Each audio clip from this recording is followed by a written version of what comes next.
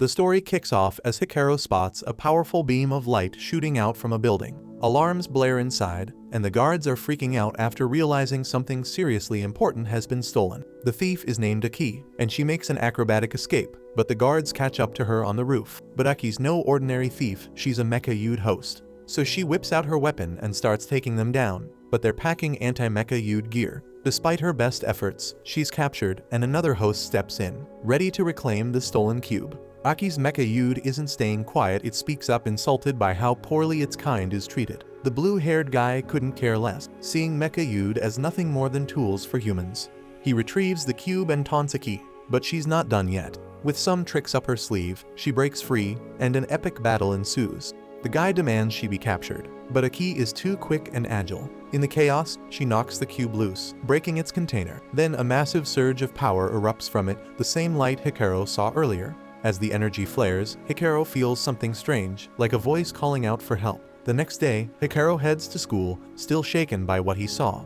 On the train, he suddenly has a panic attack and tries to rush back home, but his friends show up, unknowingly stopping him. Nearby, Iki is getting scolded for all the chaos she caused. She's told the cube is still somewhere nearby, and she promises not to mess up again. Later, we see Hikaru telling his friends about the strange voice he heard and the bright light from the night before. He explains that after getting a closer look, the building exploded. He even recorded it on his phone, but for some reason, the video shows nothing. Hikaru also mentions seeing something bright fall nearby, but that's not in the footage either. His friends don't believe a word of it, dismissing his story as some weird dream. They mock him for believing in ghosts. But then out of nowhere, Hikaru hears the voice again, and he's left in shock. Hikaru charges toward the mysterious voice, only to be stopped by some badass cop who warns him he's nearing a restricted area. The cop tells him to go home, but then just leaves him there like it's no big deal. Ignoring the warning, Hikaru hears the voice again, crying out for help. Something inside him snaps, and he dashes into the restricted zone, desperately searching for the source.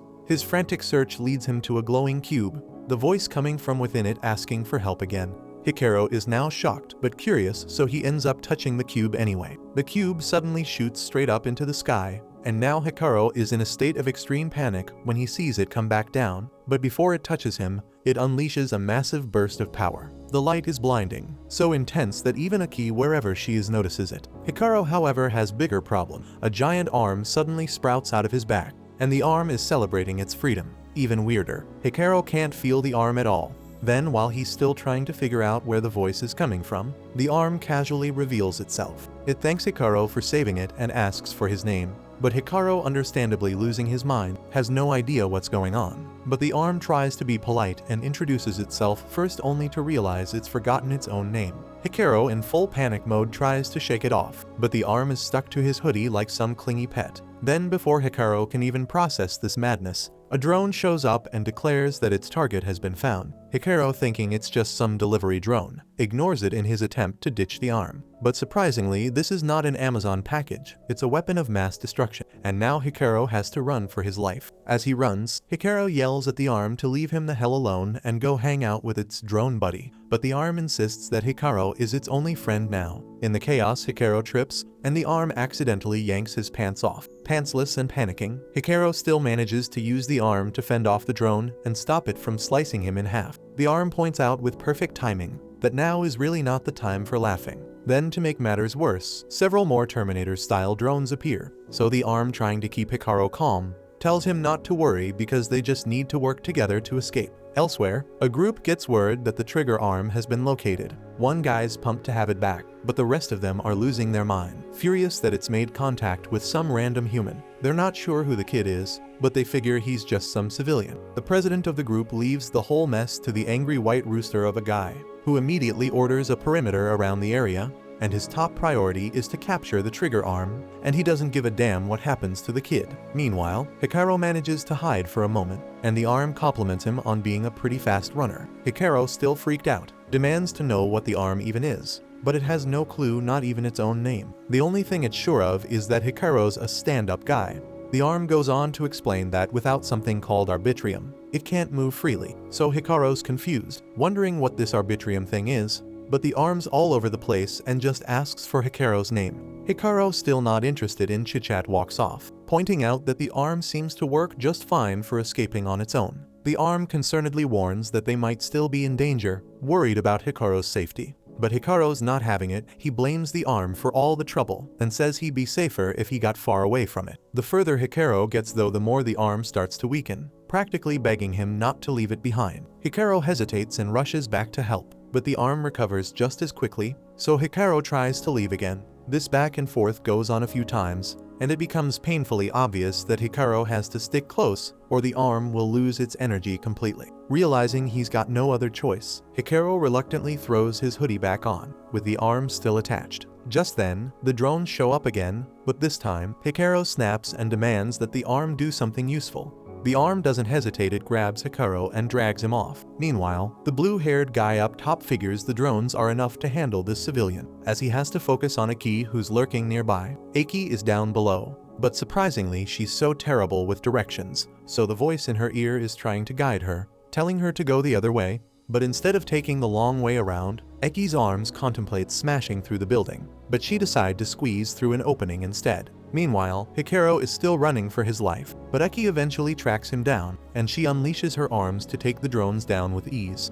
Aki calls Hikaru's arm Alma and threatens it, warning that if it moves, she'll end it right there. Aki's arms remind her she's supposed to read some script to put her targets at ease, but they're rudely interrupted by the blue-haired guy, who's itching for revenge after last night's events. He ends up bickering with Aki's arms, of all things. Alma then points out a way for Hikaru to escape, and since Aki can't chase them with her arms out, Hikaru takes the chance. The drones of course keep coming after him, and Aki's anger skyrockets. Hikaru's already regretting the hell out of ever stepping foot in this restricted area, and the terror is written all over his face. Alma, seeing the mess he's dragged Hikaru into, tells him to just leave him behind. Everyone's gunning for them, and Alma doesn't want Hikaru caught up in it any longer. Hikaru hesitates because if he leaves, Alma will lose all his strength, and this moment shows just how kind-hearted Hikaru really is.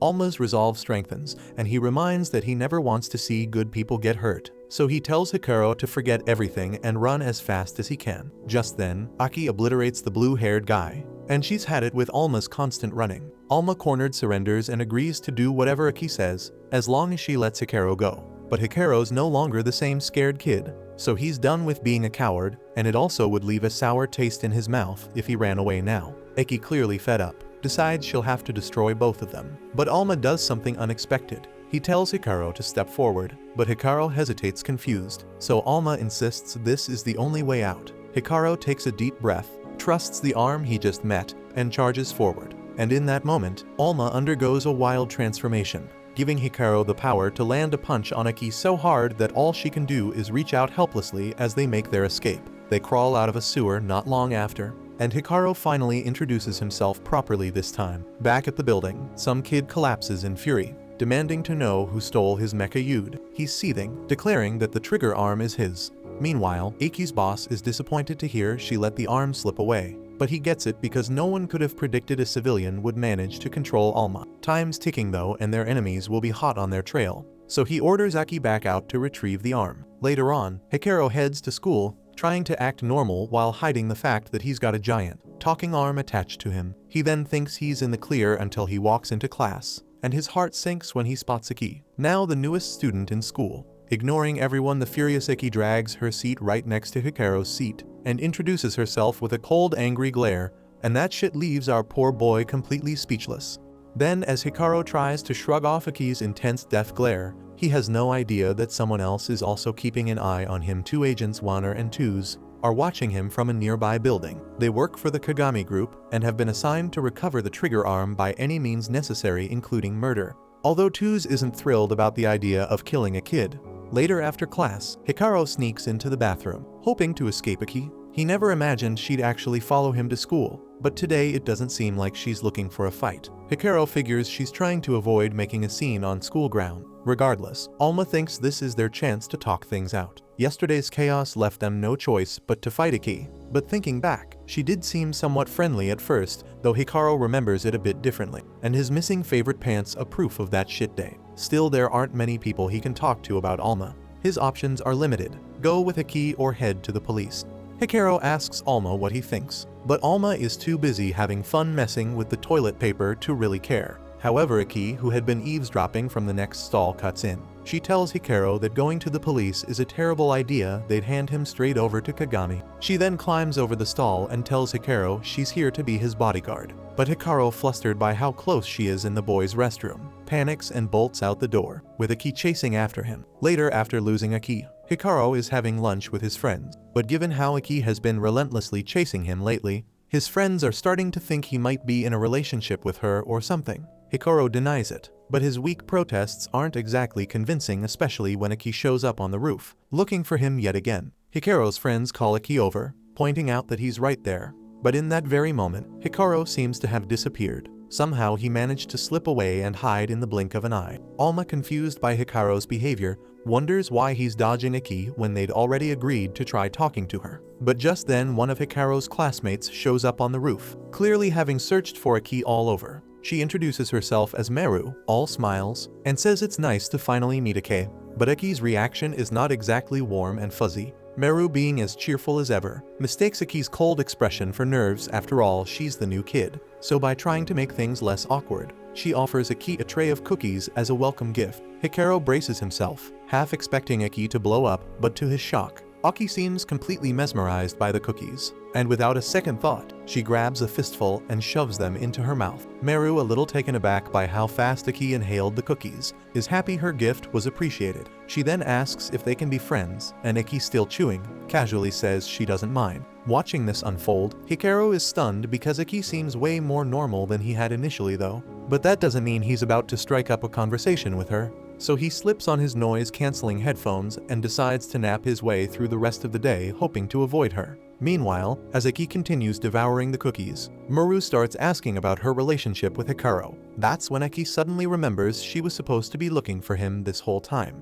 Wanting to be helpful, Meru comes up with a plan to get Aki alone with Hikaru. Later that day, while Hikaru is trying to make a quiet exit from school, Meru appears out of nowhere and hands him a handwritten letter from Aki. Hikaru already knows where this is headed, and as he predicted, Aki wants to meet him. Meru, fully convinced she's playing matchmaker, drags Hikaru to an abandoned part of the school, refusing to let him leave because she's certain Aki is about to confess her love. Frustrated and out of options, Hikaru steps into the classroom where Aki is waiting and immediately starts yelling at her for getting Meru involved in this whole mess.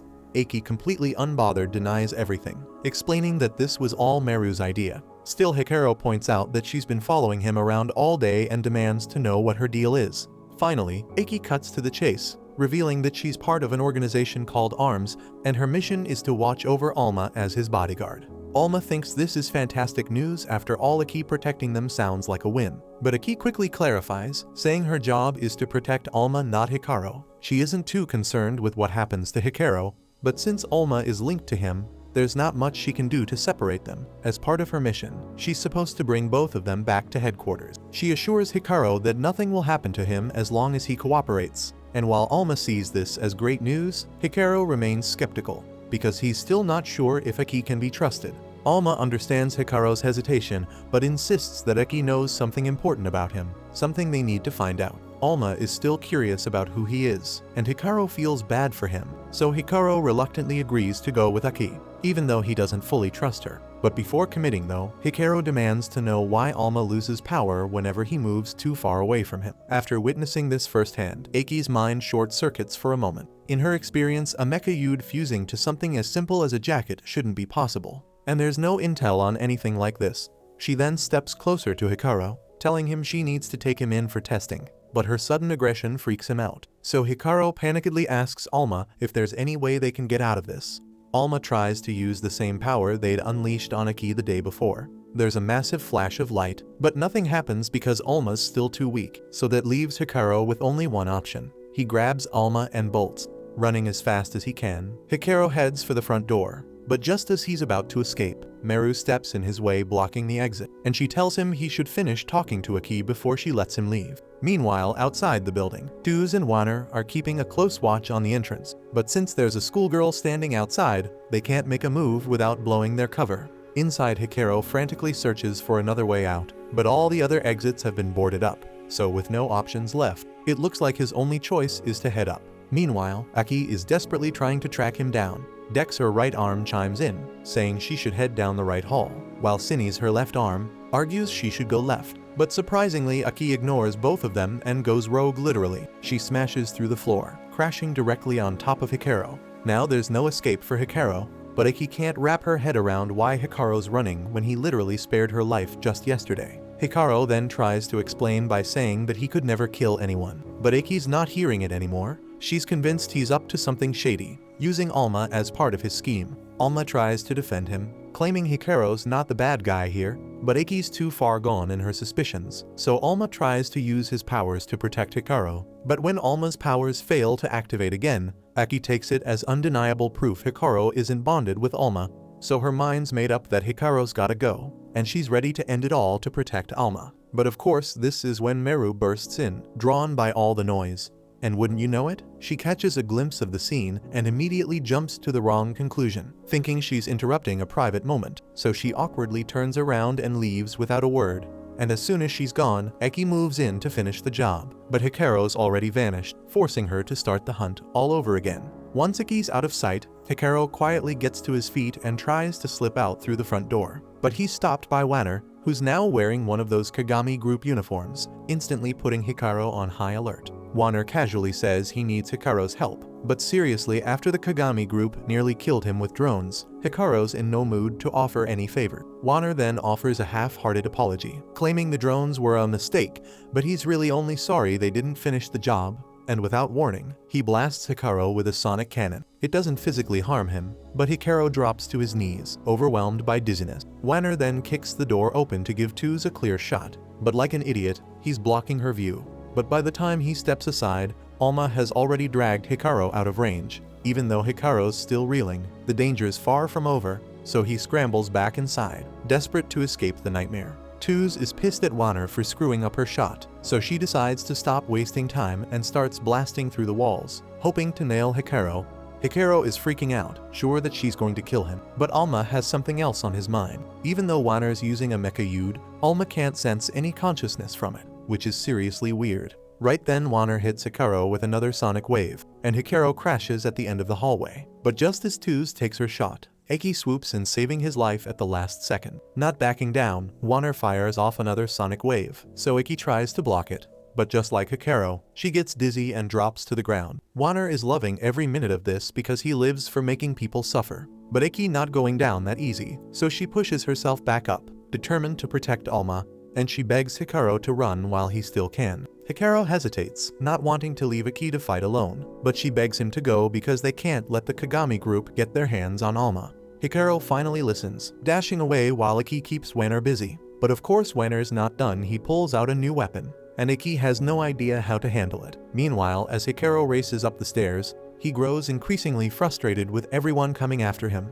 Then Alma stops him and says they shouldn't leave Aki behind after all. But Hikaru reminds him that Aki told them to run to protect Alma. But Alma's not feeling it. He doesn't want to abandon her, so he leaps off Hikaru's back and punches a hole through the wall for Hikaru to escape. But when Alma tries to go back to help Aki himself, he quickly loses power because he can't move too far from Hikaru. Realizing Alma can't do anything without him, Hikaru agrees to return and help, but they need a solid plan before facing Wanner and his deadly sonic cannon. Meanwhile, Wanner manages to defeat Aki by using shackles that suppress the consciousness of Mecha Yude, rendering her helpless. He then drags her to the rooftop, where Tuz is supposed to snipe her. But to Wanner's surprise, Tuz shows up in person, frustrated with how long he's taking to finish the job. She then takes one look at Aki and mocks her for being so pathetic, barely able to contain her disdain. Sure, Tuz would love to kill her, but she has orders to bring Aki back alive. She then tells Wanner to get back inside and find Hikaru, but that won't take long because Hikaru's already coming up the staircase right toward them. Then as soon as Hikaru spots Wanner, he throws a punch. But let's be real, he's no fighter and Wanner easily dodges it. Hikaru may not have fists of fury, but at least he knows Wanner's attacks won't work on him. Wanner decides to blast him anyway, but Hikaru's got noise-canceling earpieces in, making him immune to the sonic wave. His goal was just to buy enough time for Aki to get back in the game, but when he glances at her, he realizes she's been captured, and that throws a wrench in his plan, so by thinking fast, Hikaru comes up with a new one. He then throws Alma at Aki, hoping to get those shackles off her Mecha Yude. But of course Alma starts losing power the second he's too far from Hikaru, so now Hikaru has to sprint closer, and somehow Tuz, who's supposed to be a sniper, completely misses her shot. Alma and Hikaru manage to free Aki, and the moment she's back on her feet, she grabs Tuz, using her as a human shield to charge straight at Wanner. Wanner hesitates because he doesn't want to blast Tuz, but she orders him to fire for the sake of the mission. He follows through, but all he manages to do is knock Tuz out cold. So Eki wastes no time and delivers a knockout blow to Wanner as well. The building is on the verge of collapse after all the damage their fight caused, and just before it crumbles, Tuz regains consciousness and flies away, leaving Wanner to get buried in the rubble along with the others. Then we see that Eki and Hikaru make it out in one piece. But before they can catch their breath, Eki's boss from ARMS shows up, and he is not happy with the mess she made to complete the mission. They then haul Hikaru back to their headquarters, and when Hikaru finally wakes up, he's introduced to the leader of the ARMS group Algiz and his mecha Yude, Fist. Algiz explains that they're in a war against the Kagami group, whose goal is to enslave all mecha Yude and control them. Alma doesn't remember much about them, but Fist reveals he's actually Alma's brother, and they need his help to win this war. Alma immediately agrees to help and convinces Hikaru to join as well. But Eki and Algiz cut in, telling Hikaru that they only need Alma for this fight, so technically he doesn't have to stick around at all. While he was asleep, they ran tests on him to measure the levels of arbitrium in his body. Arbitrium is the energy produced by the human mind, and it's what fuels all mecha Yude. But when Hikaru's levels were plotted on a graph, well, this is what his levels look like, and this is what a normal mecha Yude user's levels look like. In case it wasn't already clear, Hikaru is a total failure when it comes to wielding mecha Yude,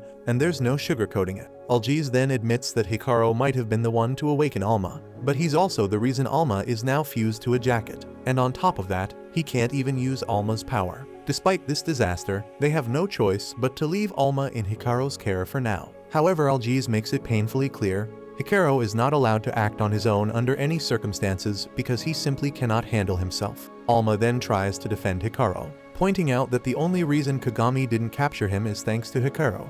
But Quen cuts in, saying that even if that's true, the fact remains Hikaru doesn't have the power to wield Alma properly, making him a liability. Just as things get tense, Aki interrupts saying she believes Hikaru might have the potential to draw out Alma's power after all. He did harness it the first time they met, so with some training, she's sure he can improve. And what has this training been so far?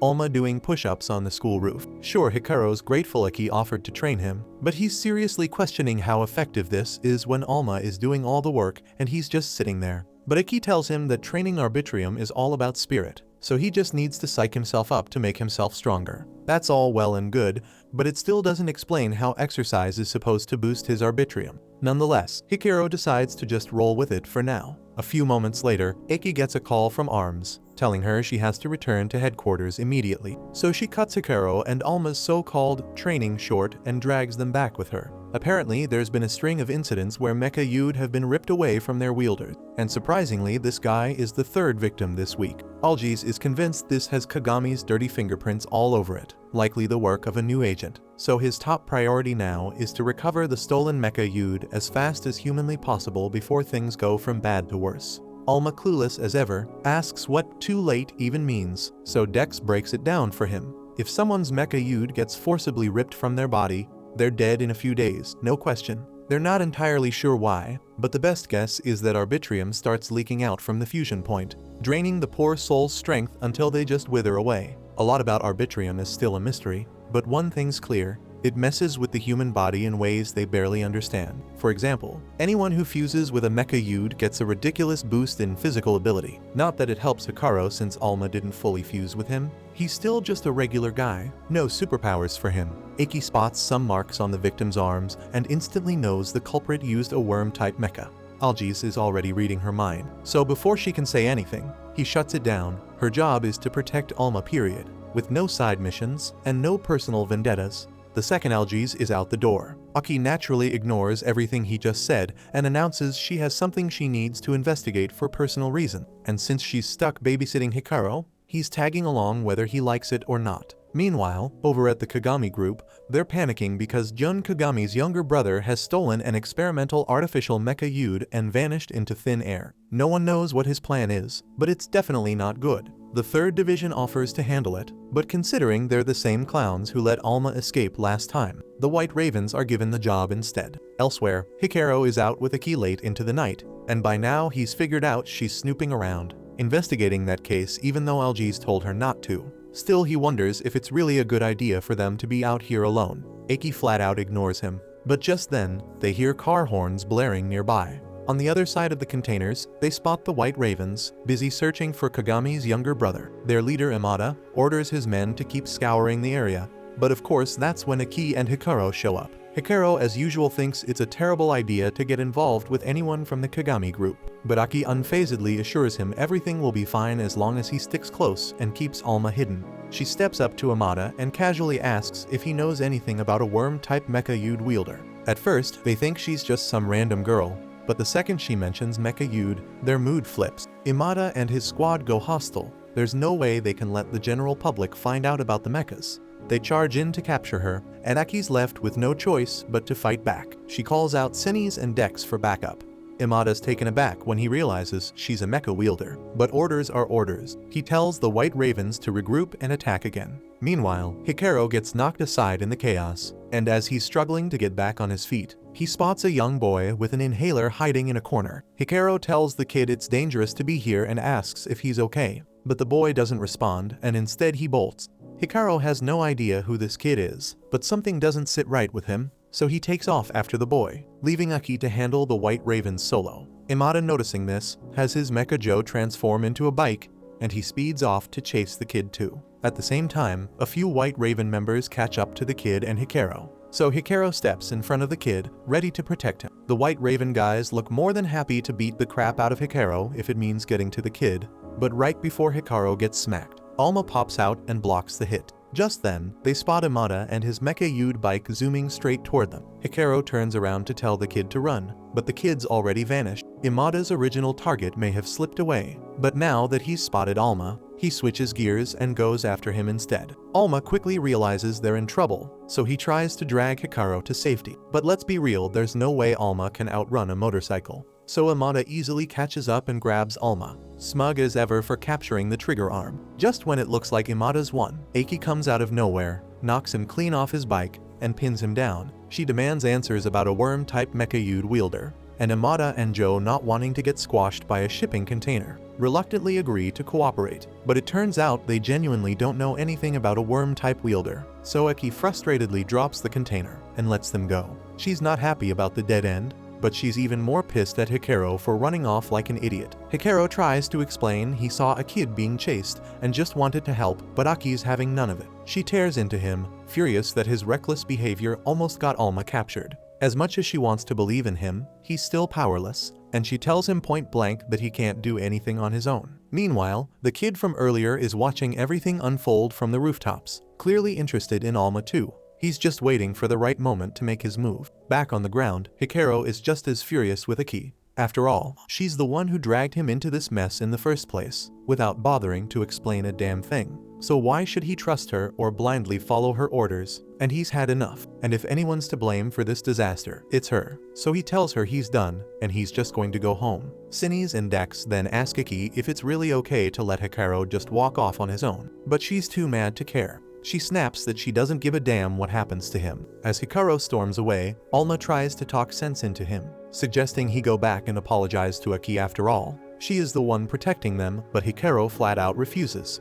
Then we see that Jun is lurking nearby, and thinks this is perfect. If Hikaru's beefing with his bodyguard, it'll be way easier to snatch Alma. But before he can make his move, Aki cuts him off, and despite being furious with Hikaru, she's still got a duty to keep them safe no matter what. Jun was hoping to avoid her, but since he's out of options, he brings out his mecha. Aki's blood boils when she realizes it's a worm type, so she thinks Jun is the very guy she's been hunting down. But after their first clash, Dex quickly realizes he's not the one they're after. Still, that moment of hesitation is all Jun needs to surround Aki, and things are about to go south fast. Meanwhile, Hikaru is stewing over his argument with Aki when his phone rings. Alma urges him to apologize while he's got the chance, but when Hikaru checks the screen, he sees a picture of Aki knocked out cold. Jun's voice follows, telling Hikaru that he's stripped Aki of her Mecha Yude, and without them, she'll be dead in a few hours. So if Hikaru wants to save her, he's got to meet Jun at a specific location. So the first thing the panicking Hikaru does is call LGs to report what happened.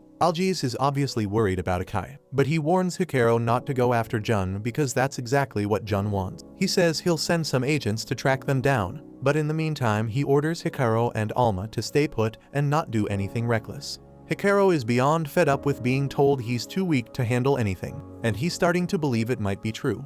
Alma, however, assures him he's capable of amazing things when he sets his mind to it, but Hikaru isn't buying it, and he argues that every brave act he's done so far has only been because of Alma's influence. So without Alma, he'd still be a coward. He then admits for the first time that he's truly powerless on his own, but right now he's not alone. So he asks Alma to lend him his strength for what he's about to do. Hikaru and Alma then head over to the abandoned warehouse Jun marked on the map, and as they walk in, Jun greets them with a smug smile. Alma, not wasting time, asks why Jun's doing all of this. So Jun, in typical fashion, explains that he's after the strongest mecha Yud. Sure, Cinnies and Dex are decent, but compared to what he wants, they're nothing but junk. What he really wants is the trigger arm, the legendary piece that's said to grant its wielder the strongest body. And Jun's determined to claim that power for himself. So without a second thought, Jun launches his attack, forcing Hikaru to dart around the room to avoid getting flattened. Then when he spots an opening, Hikaru closes in and tries to grab Cinnies and Dex. But Jun's always one step ahead, blocking every move with ease. Jun laughs and mocks him, calling Hikaru nothing but a weakling. Hikaru doesn't argue because he knows he's weak, but that's not stopping him from doing what's right. With resolve burning in his eyes, he charges back in, managing to outmaneuver Jun just enough to break through his defenses. Frustrated beyond belief, Jun can't believe how hard Hikaru's making him work. To make things worse, his asthma starts acting up, and he's had enough. Deciding to put an end to this, he traps Hikaru inside a massive energy cage, leaving him nowhere to run. Then, with no hesitation, Jun electrocutes him until Hikaru crashes to the ground, completely drained. Seizing the moment, Jun grabs Hikaru and begins ripping Alma away, pulling them apart piece by piece. At last, Jun thinks it's over, he's finally got Alma, and now he can fix his broken body. But just as he begins to celebrate, Alma shockingly still moves and knocks him flat. Jun's completely baffled mecha Yud aren't supposed to move on their own. His confusion only deepens when Hikaru, who should be on the verge of death after having his mecha ripped out, starts moving too. Hikaru reaches out for Alma, and as soon as they touch, Alma's true power is unleashed, sending a clear message to Jun he's in deep trouble. Jun tries forming a massive fist to knock them out, but it's pointless. Hikaru and Alma are on a different level now, and they crush his attack like it's nothing. Together, they launch a fist at Jun, and just when he thinks he's blocked it, Hikaru rushes in and finishes him off with one final, brutal punch. Jun's completely down for the count at this point. Hikaru and Alma finally think they can breathe easy. But nope, they were dead wrong. The head of the White Ravens shows up, and both Hikaru and Alma brace themselves for another fight. But the man waves it off, saying he's not getting paid to brawl with them today. He's just here to take Jun and leave. He also grabs Cinnies and Dex, intending to take them too. But Hikaru steps in, declaring he's not letting the guy walk off with them. The White Ravens leader looks like he's more than ready to throw down, but Jun, still licking his wounds, stops him, saying he wants to be the one to defeat Hikaru someday. He forbids the man from harming Hikaru for now. The man, with a shrug, tosses the mecha Yud back to Hikaru, but not without a parting warning. They'll meet again, and next time, Hikaru won't be so lucky. A little while later, Aki wakes up in a hospital with Cinnies and Dex reattached to her. After learning that Hikaru was the one who saved her, she heads up to the rooftop, where Hikaru is awkwardly trying to sew Alma back onto his jacket. She sits down next to him, and there's an uncomfortable silence. Eventually, Hikaru breaks the ice and asks her what she was really searching for the night before. Aki admits she was hunting for the person who killed her family. The only clue she has is that the killer wields a worm-type mecha Yud. Turns out, Jun wasn't the one. She acted impulsively because of her need for revenge, and she's grateful Hikaru saved her from herself. Wanting to repay him, she offers to sew Alma back together for him. Problem is, Aki's terrible at sewing, and Hikaru quickly tries to stop her before she makes things worse. Just as they're struggling over the needle and thread, Meru walks in with some sweets, and seeing the two of them so close, Meru is instantly struck by what looks like a romance scene, her eyes widening in shock. She squeals, declaring the rom-com love has hit a new level, then runs off screaming that she loves it. Hikaru fumbles to explain, but before he can get a word out, Aki, completely unfazed, dives into the sweets like a maniac, happily munching away. Hikaru is now officially part of ARMS, and just a few days later, he's thrown into his first mission for the team. A couple of other ARMS members are on standby, while Hikaru clings to the top of a transport truck carrying captured mecha Yud. When he peeks inside, he sees a nasty-looking fat guy beating up a scientist. The team had expected this, so they remind Hikaru to stick to the plan, set off the imp they gave him once the truck reaches the interchange up ahead. Hikaru plans to follow orders, but when Alma sees the fat man abusing his shackled mecha Yude, he refuses to just stand by. So he does something reckless that causes the truck to flip over, creating a huge accident on the road. Hikaru gets out unharmed, but now he has to run for his life because Alma's outburst gave away their position, making Hikaru a target. Unfortunately, the fat man throws the entire truck in front of him, blocking his escape. Things are looking grim, so ARMS member Tani and his mecha Carix decide to lend a hand. The man then fires multiple missiles at Hikaru, who barely dodges them. But now 3 mechas are closing in. The fat guy then pulls out an armed cannon, aiming to turn Hikaru to ashes. But just as it seems like Hikaru's done for, Tani zooms in and snatches him to safety. Hikaru is grateful for the rescue, and Alma apologizes for causing such a mess with his impulsive actions. But they barely have time to talk before the fat man locates them again and charges in for another attack. This time though, Aki intercepts him and knocks him to the ground. She's beyond annoyed that Hikaru and Alma bungled such a simple task. So she orders Tani to get them out before they make things worse for the mission. When the fat man gets back up, he notices Aki has 2 mechas, but he still thinks he's got the upper hand because he's packing 3. He tries to kick her, but she easily blocks it. Then he attempts to blast her, but the fool runs out of energy and passes out. Turns out, using a mecha Yude takes serious stamina, and this guy clearly hasn't trained enough to handle more than one. Not surprising considering he's probably never set foot in a gym in his life. Aki then figures he won't be getting up anytime soon, so she calls in the recovery team to come pick him up. But while her back is turned, someone else sneaks in, using a worm-type mecha to revive the guy. By the time Aki realizes something's wrong, the fat man's already back on his feet stronger than before. Aki is struggling to handle the guy's strength, and her chances of winning look pretty slim. But just in the nick of time, Hikaru comes charging in and knocks the guy back. Aki yells that she told him to run, but of course, Hikaru couldn't just sit by and watch her struggle, so he jumped in to help. The man then gets back up and fires his laser cannon, but Hikaru and Alma see it coming a mile away, and together, they easily deflect the blast. Then the guy tries to crush them with the truck, but Hikaru, totally unfazed, charges forward and knocks him out with a single punch.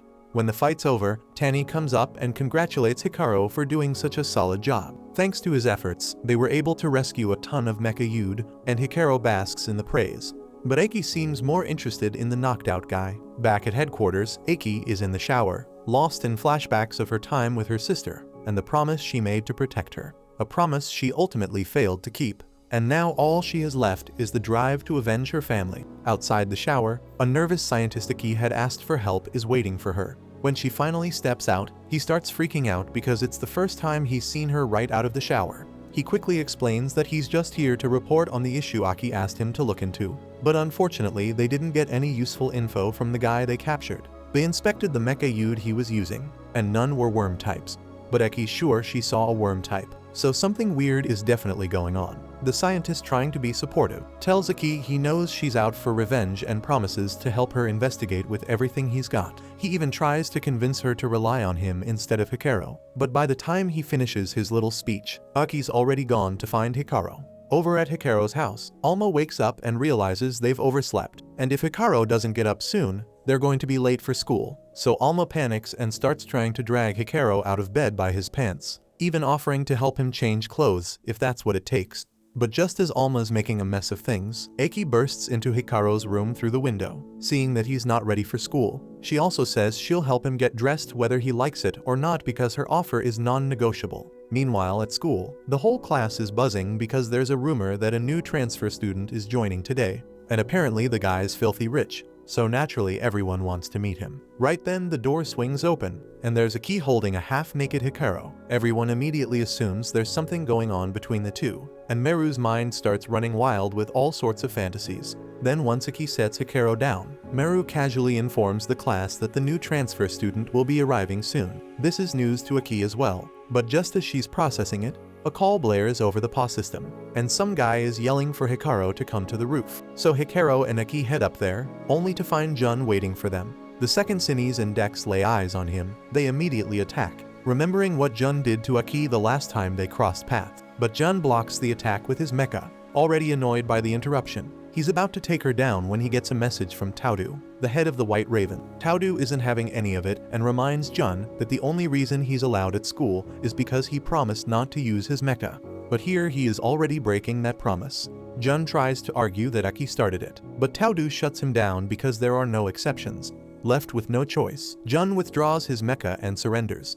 Eki is more than ready to knock him out cold anyway, but Hikaru tells her to back off since it's clear Jun doesn't want to fight anymore, so Eki reluctantly lets him go for now. Jun however swears he'll claim the trigger arm for himself eventually, but that's a mission for another day because the real reason he came to this school is Hikaru. He then says that the scientist who created his mecha told him it would take time for it to fully adapt to his body, so until he can master it, he plans to keep a close eye on Hikaru. He wants to figure out the secret behind how Hikaru can use Alma so effortlessly, and once he learns that secret, Jun vows to crush Hikaru and steal the trigger arm. Hikaru then notices that Jun keeps calling Alma the trigger arm, so he asks if Jun knows any other useful info since Alma lost his memory. But before Jun can even answer, Eki goes for the attack again. Convinced that Jun is way too dangerous to let live, she's dead serious about finishing him off, but Alma grabs her just in time, reminding her they need to get some information about Alma's past from Jun. But while they're busy fighting, Jun casually starts walking away. Before leaving, he shoots Hikaru a warning. His mecha restrictions only apply at school, so if he catches Hikaru slipping on the streets, he's not going to let him off so easy. Later that day, Eki and Hikaru are walking through the school halls together, and Eki's sticking way too close for comfort. Hikaru is starting to get seriously annoyed, so he tries to distract her by pretending there's an imaginary rice ball, just to create some space. It works for a minute, but no matter where he goes, Eki's right there practically glued to his side. Then Hikaru desperately manages to ditch her by using his actual lunch as bait, but now he's left hungry and wondering what to do. But just as he's contemplating his next move, he hears Jun's voice from above. Jun then recalls asking Taudu if he knows what makes Hikaru able to use the trigger arm without any training, and Taudu had no clue. But he then jokingly says that maybe it's something in the food Hikaru eats. So now waving his black card like he owns the place, Jun says he's treating Hikaru to lunch so he can see what he's eating. Hikaru finds the offer weird, but since he wanted to talk to Jun anyway, he asks if Jun knows anything about Alma's past. But before Jun can answer, Eki kicks Hikaru's legs, then she holds him, refusing to let Jun get too close to Hikaru. But then she says that she has no issue accepting Jun's offer for a free lunch, and she's already picked out the dream meal she wants. A little while later, Hikaru finds himself hiding out in the bathroom, desperate for some alone time. He tells Alma he's at a loss because Eki won't let him get anywhere near Jun, and it's clear Jun knows something about Alma's past. But Eki doesn't seem to care, and if things keep going like this, Hikaru may never get the chance to ask Jun what he knows. Just then an idea strikes Hikaru, and he might have a way to finally get close to Jun after all. Today is the big sports tournament, and Hikaru thinks this might finally be his chance to talk to Jun. But when the moment arrives, Jun is nowhere to be seen. Just then Hikaru gets smacked right in the face with a ball. Turns out, Jun has been watching from a tree the entire time, and he can't believe Hikaru's reaction time is so slow, even though he's got the strongest mecha. Suddenly Jun senses something flying his way, so he dodges and another ball bounces off the tree, ricocheting right onto Hikaru's head, knocking him out cold. The ball was thrown by Eki, but she had meant to hit Jun, so she apologizes to Hikaru for accidentally taking him out. While Hikaru is unconscious, Meru sees her chance to act out one of her wild fantasies. She ties Hikaru up in a ribbon and stages a showdown between Eki and Jun to see who gets to win Hikaru. Eki's down for it, still holding a grudge against Jun for what he did to her, and Jun, well, he's always game for a fight. But since Meru's pulling the strings, they agree to settle things with a plain old fistfight. Then we see that Meru is loving every second of the drama, while Alma pleads with Hikaru to find a way to stop Eki, reminding him they still need to talk to Jun. Thinking fast, Hikaru comes up with the only thing that might work, and it's food. He then stands up and yells that if Eki gives him a few minutes alone with Jun, he'll buy her dream meal. Aki gets tempted by the thought of free food, so she agrees and drags Meru off, giving Jun and Hikaru some privacy. Once they're alone, Jun asks what Hikaru wanted to talk about. Hikaru and Alma waste no time, asking if Jun knows anything about Alma's past, since the Kagami group seems so intent on capturing him. Alma then explains that he lost all his memories, so any info Jun has would be super helpful. Jun, shocked that the mighty trigger arm has amnesia, tells them that the Kagami group has tons of records on Alma. After all, Alma originally belonged to them. Jun even pulls out a photo as proof. It shows Alma with Yakumo Kagami, the founder of the Kagami Group and the one who built this city into what it is today. Hikaru and Alma are stunned, but Jun admits he doesn't know much beyond that, since the photo was taken decades ago. As Jun leaves, Aki watches from a bridge with Meru tied up next to her. Then Aki gets a call from the scientist she spoke to earlier, and he's found a lead on the worm-type Mecha Yude user she's been hunting for. A little while later, Hikaru and Alma head to the city library to dig up some info on Yakumo Kagami. Alma can't wrap his head around why everyone here seems to love the Kagami Group so much, considering the awful things they've been doing to Mecha Yude. Hikaru agrees their recent actions have been pretty disgusting, but from the people's point of view, the Kagami Group has done a lot to improve the city, so it makes sense they'd be adored. As they search, Hikaru and Alma stumble across a portrait of Yakumo Kagami, and that's when Alma loses it. He breaks down in tears because he knows this person was important to him, but he can't remember a thing about them. Meanwhile, across the city, Tani has just been captured by the worm-type mecha user, and Iki's the first to arrive at the scene. But before she can do anything, the mecha has already ripped Carex right out of Tani's body. It then hurls Tani at Iki like a ragdoll. And as for Carex, it crushes him until he shatters into pieces. Aki, Sinis, and Dex are enraged, and they all attack the worm user. But it dodges their strikes and gets far enough away to launch something into the gaping hole in Tani's chest, turning him into a puppet under its control, forcing him to fight Iki. As the worm user tries to make its escape, Iki faces a tough choice. Check on Tani or chase down the worm user. She's desperate to capture the worm user, so she knocks Tani out and tears off the worm control device. Hikaru then gets a call about Tani's condition and rushes over, finding him unconscious in an alleyway. They get Tani back to headquarters, and thanks to Hikaru's quick actions, Tani should survive. But as for Carex, there's no saving him. Mecha Yude might be mechanical life forms, but they die just like humans do, and nothing can change that. Originally, they came from another dimension in search of Ordella, the father of all Mecha Yude. With the help of some humans, they managed to find it. But during an experiment to awaken it, something went horribly wrong, so Alma had to use all his power to seal Ordella away. And that's likely what caused his memory loss. The key to Ordella's location lies within Alma's lost memories, and depending on who gets their hands on it, the fate of the world could be at stake. Elsewhere, Iki finally catches up with the red girl, demanding to know if she was the one who killed her family and attempts to attack.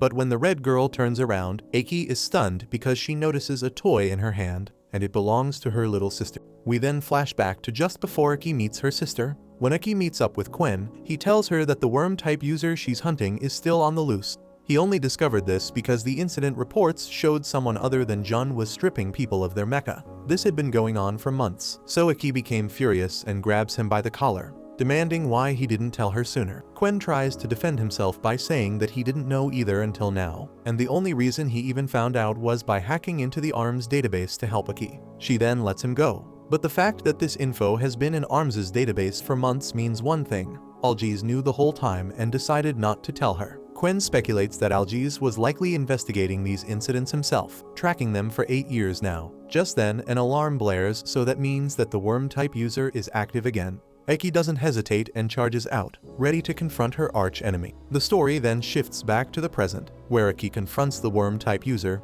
who turns out to be her supposedly dead sister Fubuki. Iki gets shocked and flashes back to their childhood, recalling when she and Fubuki would play games with Sinis and Dex, but even then Aki never quite understood the point of this game. Then, just as they were playing, her mother called Fubuki from the room because it was her turn for the experiment. Normally Aki would go, but her leg was injured, so Fubuki had to take her place. Fubuki left with a smile, but it was the last time Aki saw her, because moments later the facility exploded in flames, and neither Fubuki nor their parents were ever seen again. That is until now. We're back in the present, with Iki, Sinis, and Dex stunned that Fubuki is alive, and also Fubuki is just as overjoyed to see Iki. Yet her frail coughing shows she's in terrible shape. Fubuki's mecha then emerges, but before she can even fart, Sinis and Dex grab it and slam it into the wall. They have so many unanswered questions, but right now they have to escape because ARMS is on its way. And then we see that by the time the ARMS agents reach the garage, they find nothing but a crack in the wall and one of Iki's broken hair clips. So Algiz knows she was there. Outside the garage, Iki still has the worm mecha held hostage. determined to get answers. She demands to know if it was responsible for killing her parents. The mecha tries to explain, saying it was all an accident. But Sinis and Dex won't let it finish because they're convinced that any word that will come out of that screwdriver will be just bullshit. Sinis was there with Fubuki on the day of the incident and clearly remembers the worm mecha attacking everyone. But the only thing he doesn't know is why it did. Fubuki then begs Aki to stop, insisting that their parents' deaths weren't Amaryllis' fault. Fubuki blames herself for what happened and apologizes over and over to Akaya, while Amaryllis tries to comfort her. It's clear now there's more to this story than any of them realized. So Sinis and Dex demand Amaryllis tell them exactly what happened that day. On the day of the incident, everything was going as planned. Fubuki had been happily telling her mom about the game she played with Aki, and the experiment was meant to explore the possibility of Arbitrium amplification. Amaryllis, along with a woman who was united with her at the time, entered to assist. But the instant Amaryllis locked eyes with Fubuki, an unknown phenomenon struck, causing both of their Arbitrium to resonate wildly. Amaryllis tried to stop it by deresonating with Fubuki, but it only made things worse. Back in the present, Fubuki admits she's wanted to talk to Aki about this for years, but she could never gather the courage, feeling that her parents' deaths were her fault. Amaryllis reassures her it wasn't her fault, but despite Amaryllis' insistence that it was an accident, Aki still blames her. So she ignores Fubuki's pleas and intends to destroy Amaryllis here and now. But under all the stress, Fubuki faints just as Amaryllis had feared might happen. Aki thinks they should get Fubuki to a hospital, but Amaryllis tells her it's useless because after the incident, Fubuki was left with a condition that prevents her from generating her own Arbitrium, and no doctor or scientist has been able to help. They've managed her symptoms so far, but at this rate, Fubuki won't last much longer. And according to Amaryllis, there's only one way to save Fubuki, but it's going to be incredibly difficult. The next morning, as Hikaru's alarm blares, Alma wakes him, since this is the usual time Aki comes crashing through his window. But today the window remains untouched, and instead, Aki rings the front doorbell. Hikaru and Alma exchange a look. Aki never uses the front door, so it's clear something's off, but she doesn't seem ready to talk about it. So Hikaru holds back from asking. Just then Maru bursts in, eager to ask them something. With a big test coming up, she suggests they all have a group study session, including Jun, who's been lurking nearby spying on Hikaru all morning. Maru heads over and asks if he'd like to join, but Jun scoffs and claims that he didn't come to this school for something as pointless as studying. Maru just ignores this shit talk like it never comes out of his mouth and shouts back to Hikaru, asking if they can hold the study session at his house. Hikaru mulls it over, and sure he'd like to hang out with Maru, but he knows Aki and Jun will probably clash, and the last thing he needs is a showdown in his house. He tries talking Maru out of it, but she won't budge, even asking Aki to back her up. Aki declines politely, but Maru keeps pushing, saying it's the perfect excuse to visit Hikaru's house. But Aki says that she has been going to his house every morning, so the idea doesn't excite her, and this just makes Maru start daydreaming again about how far their rom-com has progressed. Aki then walks off, and Hikaru follows, sensing something's bothering her, though she refuses to say what. Meanwhile, back at ARMS, one of the scientists, frustrated with being out of the loop, heads over to Quen's workstation, asking if he knows anything about Aki's whereabouts, as she hasn't been to headquarters lately. Quen initially plays dumb, but after he gets to test some unique persuasion, he confesses he might have something to do with Aki's current situation. Meanwhile, Aki sits beside her ailing sister as Amaryllis explains how they've managed to keep Fubuki alive so far. Since Fubuki can't generate her own Arbitrium, Amaryllis has been siphoning Arbitrium from other mecha users to feed it to her. But Fubuki's illness is advancing too quickly now for Amaryllis to keep up, and with little time left before her condition turns critical, Amaryllis urges Aki to do whatever it takes to save her sister. And of course, the only way Aki can guarantee Fubuki's survival is by taking Hikaru's poor life. Then we see that at the same time across the city, all the mecha users that Amaryllis infected both from ARMS and the Kagami group begin lashing out in violent fits without warning like zombies.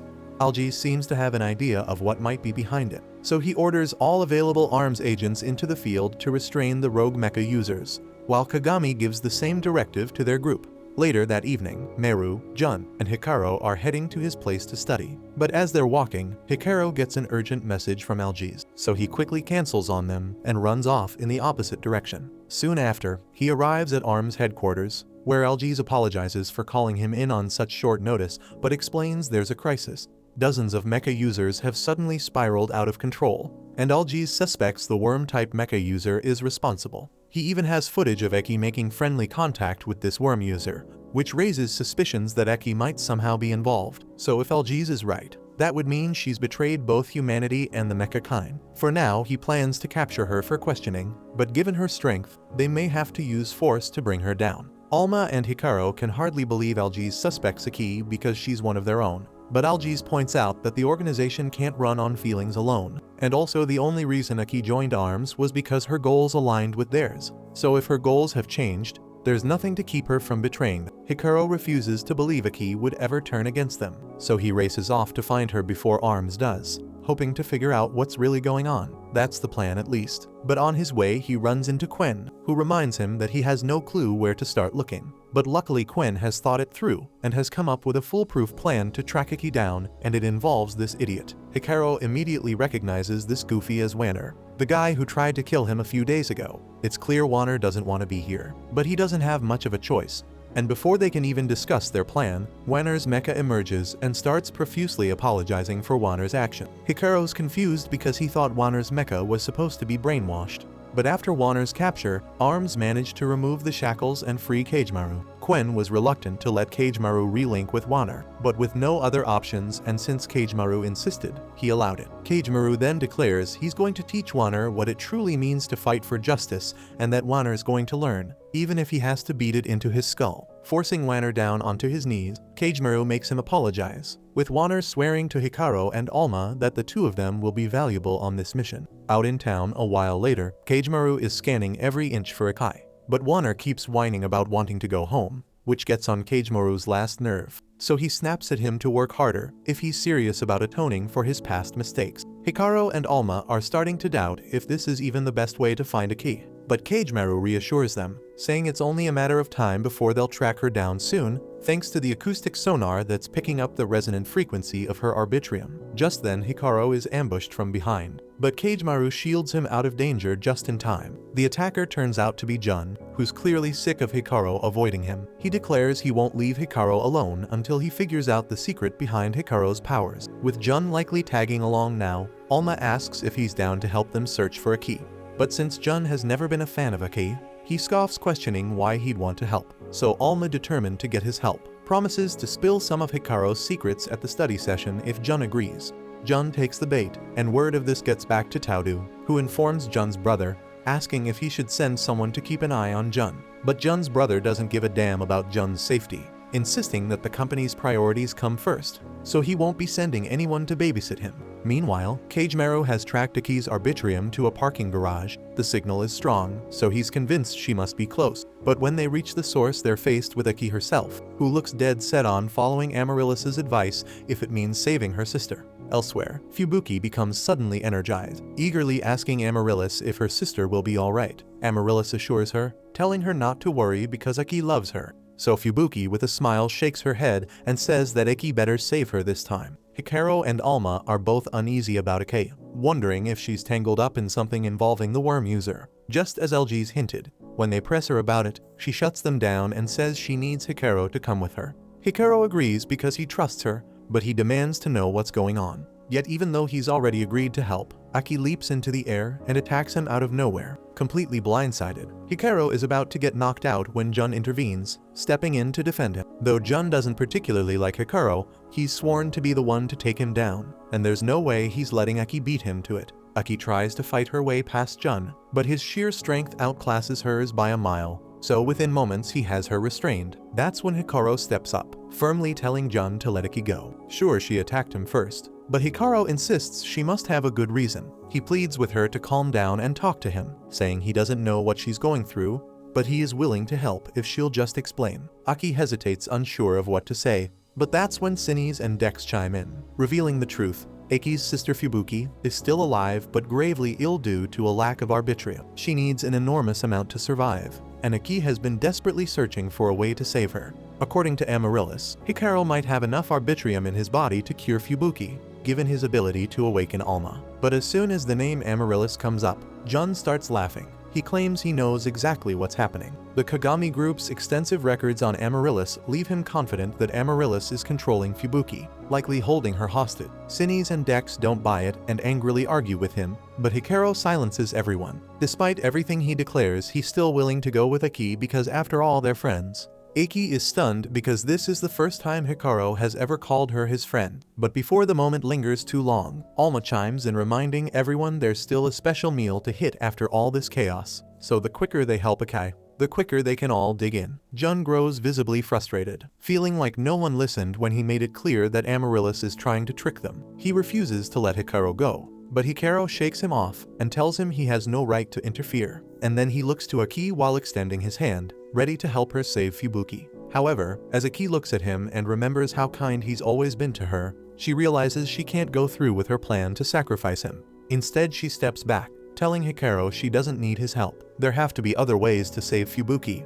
and she's not going to drag an outsider like him into her family problem. To push him further away, she coldly says they're not friends and he shouldn't act so familiar with her. With that, she turns and leaves to return to Fubuki, and Hikaru is left confused. But Jun just shakes his head, muttering that Aki is an idiot for not realizing Amaryllis is clearly evil. Meanwhile, the two scientists are hard at work digging through data and manage to uncover files on Amaryllis in the Kagami Group's database. The documents reveal that Amaryllis once went berserk, causing the deaths of everyone involved in the experiment, Fubuki included. They're certain Amaryllis is behind all of this, but can't figure out why she's suddenly become active after so much time. They don't have many leads, but they believe they might find answers by analyzing lip movement from the day Aki encountered the worm user. Back with Aki, she returns to Fubuki and Amaryllis. Seeing that Hikaru isn't with her, Amaryllis demands an explanation. Aki admits Hikaru won't be coming, leaving Amaryllis visibly shocked and upset. She questions why Aki is backing out of their arrangement, especially now. Aki tries to justify her decision, saying she doesn't want to involve outsiders and believes they can solve this as a family. But Fubuki's response is anything but understanding. She accuses Aki of caring more about Hikaru than her own sister, throwing guilt and venom her way, and says that if Aki truly loved her, she'd have no problem sacrificing Hikaru to save her. Fubuki even brings up the past, asking if Aki is going to abandon her again and let her die like before.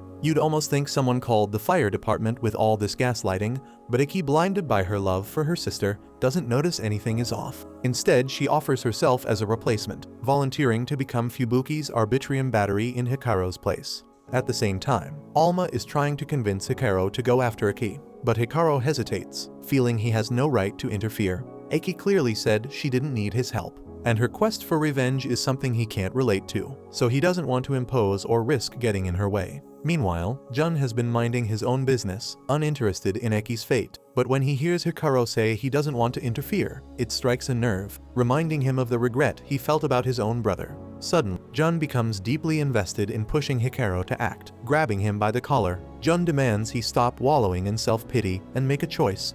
Either let Aki go or stay by her side. Faced with this challenge, Hikaru admits he still wants to save Aki. Encouraged by this realization, Alma tells him that being an outsider doesn't matter. What matters is how he feels.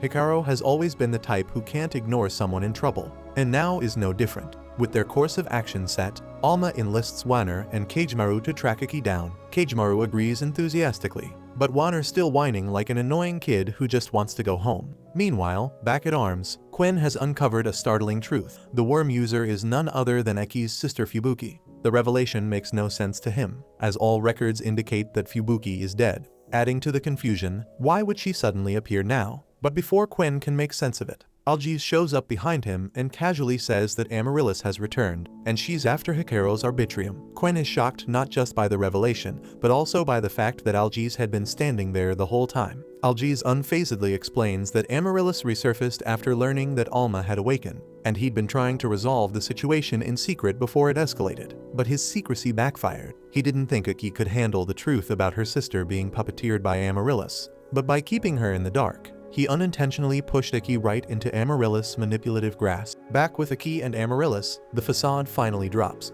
Amaryllis, frustrated that Aki didn't deliver Hikaru after all the effort she put into impersonating Fubuki, decides she's done playing nice. She mocks Aki for taking so long to figure out the truth and announces her plan to get rid of her using her puppet. Aki, now realizing the real Fubuki would never behave like this, prepares to defend herself. Amaryllis calls her an idiot for being so slow to catch on and launches her attack. Aki manages to hold her own against the puppets for a while, but Amaryllis switches tactics, pretending to act like Fubuki again to catch Aki off guard. And the moment Aki hesitates, Amaryllis seizes the opportunity to restrain her. With the key in her grasp, Amaryllis reveals that although she intended to keep Fubuki's body as her host for a while longer, having a key here is just too convenient, so she might as well take over her body too. But before she can act, Sinis and Dex intervene, grabbing Amaryllis to stop her. But Amaryllis knows she has the upper hand, and she gleefully reminds Aki that destroying her would mean hurting Fubuki as well. Then, with chilling cruelty, she recounts how Aki and Fubuki's parents begged her to release Fubuki's body when she first took it over. But Amaryllis refused to let go of such a perfect puppet and killed their parents with her own hands. And Aki is left reeling, completely shattered by the revelation. Sensing her despair, Amaryllis moves in to finish her off and take her body. Just as things seem hopeless, Hikaru and Jun crash through the window, sending Amaryllis tumbling to the ground. Aki, shocked and furious, yells at Hikaru for coming here, knowing full well that Amaryllis is after him. But Hikaru brushes her concerns aside, declaring he doesn't care about the danger because he's here to save his friend. With Hikaru now in the room, Amaryllis switches her focus and lunges at him. But before she can lay a finger on him, Jun steps in her path and blocks her. He then smirks and says there's no way he's letting anyone touch Hikaru, except for him of course. Aki panickedly tries to stop Jun, pleading with him not to hurt Fubuki in the process. But Jun doesn't care about Fubuki at all because his only goal is to make sure Amaryllis doesn't kill Hikaru, no matter the cost. Just then, Amaryllis grabs Jun and hurls him aside like yesterday's trash to get to Hikaru. But even as he's tossed away, Jun refuses to back down, activating his mecha to restrain her. Amaryllis finds his attempt laughable, mocking him for thinking he can take her on with a cheap knockoff of her own abilities. She sneers, saying it's fitting that a failure like him pilots a mecha just as useless as he is.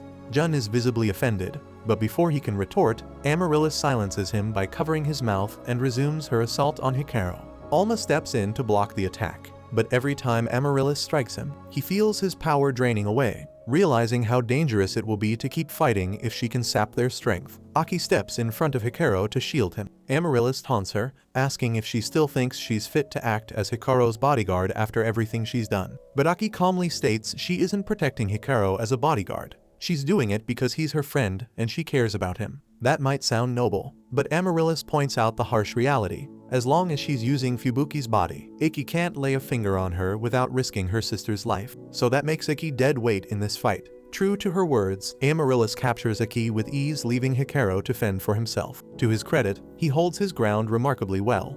But Amaryllis begins using Aki as a human shield. The distraction gives her an opening to strike, and she stabs Hikaru with one of her tentacles. Once she's inside him, she starts draining his Arbitrium. As she suspected, Hikaru's Arbitrium matches the legendary energy from 100 years ago. Hearing this, Alma feels a strange sense that something important happened back then, though his memories are hazy. Noticing his confusion, Amaryllis smirks, realizing the rumors about Alma losing his memories are true, and for some reason this discovery enraged her, and she stabs Hikaru again, greedily pulling more Arbitrium from him. With her prize secured, Amaryllis decides she no longer needs Aki and begins strangling her to death. Aki pleads for help, and in response, Hikaru's body surges with Arbitrium, overflowing with energy. Amaryllis is overjoyed, thrilled by the sheer amount of power coursing into her because it's more than she's ever had before. But Hikaru and Alma keep charging the Arbitrium and pushing it past its limits. So the overwhelming energy overloads Amaryllis' systems, throwing her into chaos. And while Amaryllis flounders under the surge of power, Hikaru and Alma seize the moment to free Aki. And as they do, a blinding flash of light erupts, engulfing everything around them. When the dust finally settles, Hikaru, Aki, and Jun find themselves sprawled on the ground, unsure of what just happened. The one thing Jun knows for sure is that he's not letting Amaryllis get away with what she said to him. Fueled by pure spite, he springs to his feet, grabs Amaryllis with his mecha, and begins ripping her out of Fubuki's body. Amaryllis fights back, but Jun's sheer pettiness fuels him to overpower her and forcibly separate her from Fubuki. Once free, Fubuki regains control of her body, and Aki is overwhelmed with relief to see her sister safe again. But Amaryllis isn't out of tricks yet. Even without her primary host, she still controls a swarm of puppets and tries to use them to capture Aki. This time though, without Fubuki as a human shield, Aki fights back with ease. Hikaru steps in next, and with Alma's help, they finally defeat Amaryllis.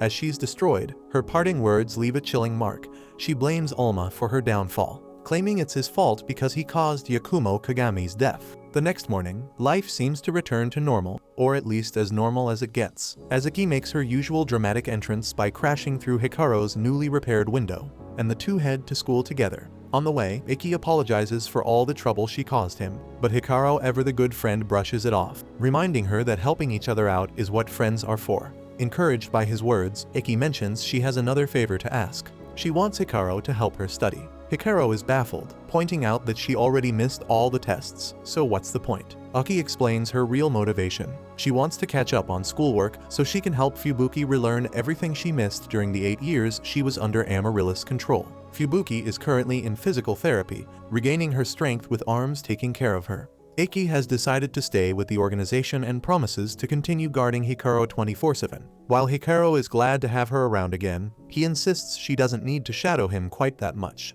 Meanwhile, at the Kagami Group Research Lab, the construction of a gate to the Mecha Yude world is finally complete, and once activated, the gate will allow them to take control of all dormant mechas. However, to power the gate, they need the Ordella, and the only one capable of activating it is Alma. Determined to capture him, the group prepares to use any means necessary. Back at Hikaru's house, Alma continues to wrestle with questions about his unrevealed past. Elsewhere, Amaryllis, now desperate and adrift without a host, yearns to return to her body. Her despair is interrupted by the arrival of a mysterious figure, so she panically pleads and swears that she never betrayed him. But her words fall on deaf ears as the man coldly rips her from the host body she had been clinging to, leaving her in shreds.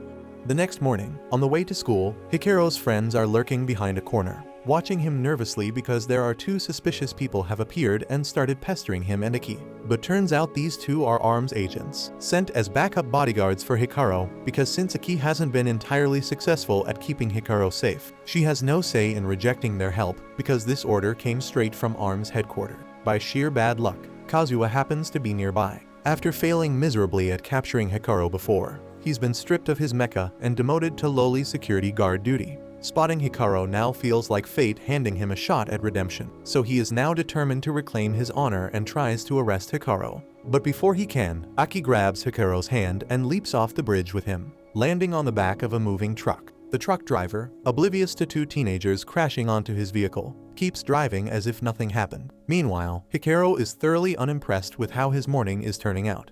Alma then apologizes for disrupting Hikaru's once normal life, but Hikaru reassures him, saying they're in this together. Whatever madness comes their way, they'll face it side by side, at least until Alma can recover his memory. Speaking of which, Alma has something important to tell Hikaru, but before he gets the chance, they're interrupted by Sinise and Dex. The two are locked in a heated argument about whether honey or jam makes a better breakfast topping. Ironically, they're trying to whip up breakfast for Hikaru and Aki while riding on the truck to the school. But Hikaru says that the truck isn't headed toward school at all. In fact, he has no clue where this vehicle is going. But before they can figure it out, the truck jerks to a stop, and the driver collapses, knocked out by a blow dart. Then we see some members of the Kagami group arrive to capture Hikaru, including the 3rd Division head Namba, the psycho girl who looks like Jinx, named Fort, and some new guy nobody knows. Namba clearly doesn't want to be there, so he tells his subordinates to hurry up and get it done. And that's all the fuel Jinx needs because she immediately unleashes a barrage of spikes at Hikaru with her shackled Mecha Yude machine gun. Iki reacts quickly, grabbing Hikaru and ducking behind a truck as Fort riddles it with bullets, while the poor truck driver definitely will not make it out of this shit alive. While Iki, staying calm under fire, tells Hikaru to leave this to her and run to school before he gets marked absent. Hikaru reluctantly agrees and starts running, until Kazuha appears out of nowhere and blocks his path. Meanwhile, Oyama and Kayano are pinned down by Hikaru's friends due to some massive misunderstanding, so they're officially useless for now. Kazuha, looking deadly serious, declares that he's capturing Hikaru to atone for his own failures. But just as things get tense, the new guy from the 3rd Division interrupts, climbing on top of the truck and claiming he'll handle capturing Hikaru. But things then get juicy when Kazuha notices the new guy's mecha is the very one stripped from him when he was demoted, and he wants it back so damn bad. So right before the new guy can attack Hikaru, Kazuha lunges at him, wrestling him down in a desperate attempt to reclaim his stolen mecha. Amidst this chaos, Eki yells at Hikaru to stop gawking and keep running to school. He takes off again, only to nearly trip over the unconscious body of the new guy. Turning around, he sees that Kazuha has his mecha back and is now gunning for him. Meanwhile, Eki sneaks up on Fort, trying to take her down. but she dodges just in time. Almost effortlessly, she lines up the perfect shot with her minigun, ready to end Aki. But in a freak accident, she leaps backward into Kazuha, knocking him over. Fort furiously screams at Kazuha for getting in her way, so Kazuha, equally ticked off, yells right back, calling her out for bumping into him with her edgy eye patch.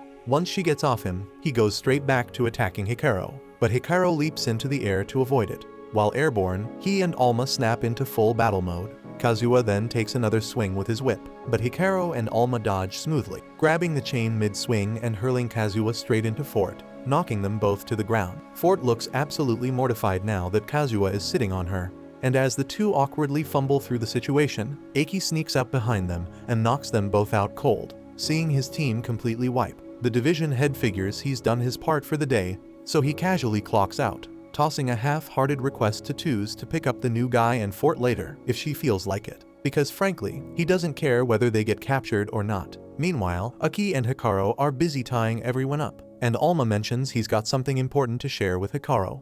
But before he can get it out, Aki calls for help, having managed to tangle herself up in the ropes like a total amateur. Hikaru rushes over to help, but while he's distracted untangling her, Kazuha staggers to his feet and aims for a cheap shot from behind. Alma spots it in time and blocks the attack, but Hikaru still takes a spill and manages to knock himself unconscious in the process. When Hikaru finally wakes up, everything is under control. The Kagami group members are secured, but Alma is visibly upset, blaming himself for Hikaru's injury. Hikaru tries to reassure him, insisting it wasn't his fault, but Alma stubbornly believes Hikaru would be safer without him around, and declares that he doesn't want anyone else hurt because of him, leaving Hikaru puzzled. Sensing something deeper, Hikaru asks if Alma has regained his memories, and Alma hesitates but eventually confirms it. Hikaru thinks this is good news, but Alma then spells that he has his memories back since the fight with Amaryllis. And that makes Hikaru confused because Alma kept it a secret and didn't say anything. Alma then stumbles over his words but eventually decides that Hikaru doesn't need to get involved, and without another word, he starts crawling away dramatically. Normally, Aki would chase Alma down to keep him from doing anything reckless,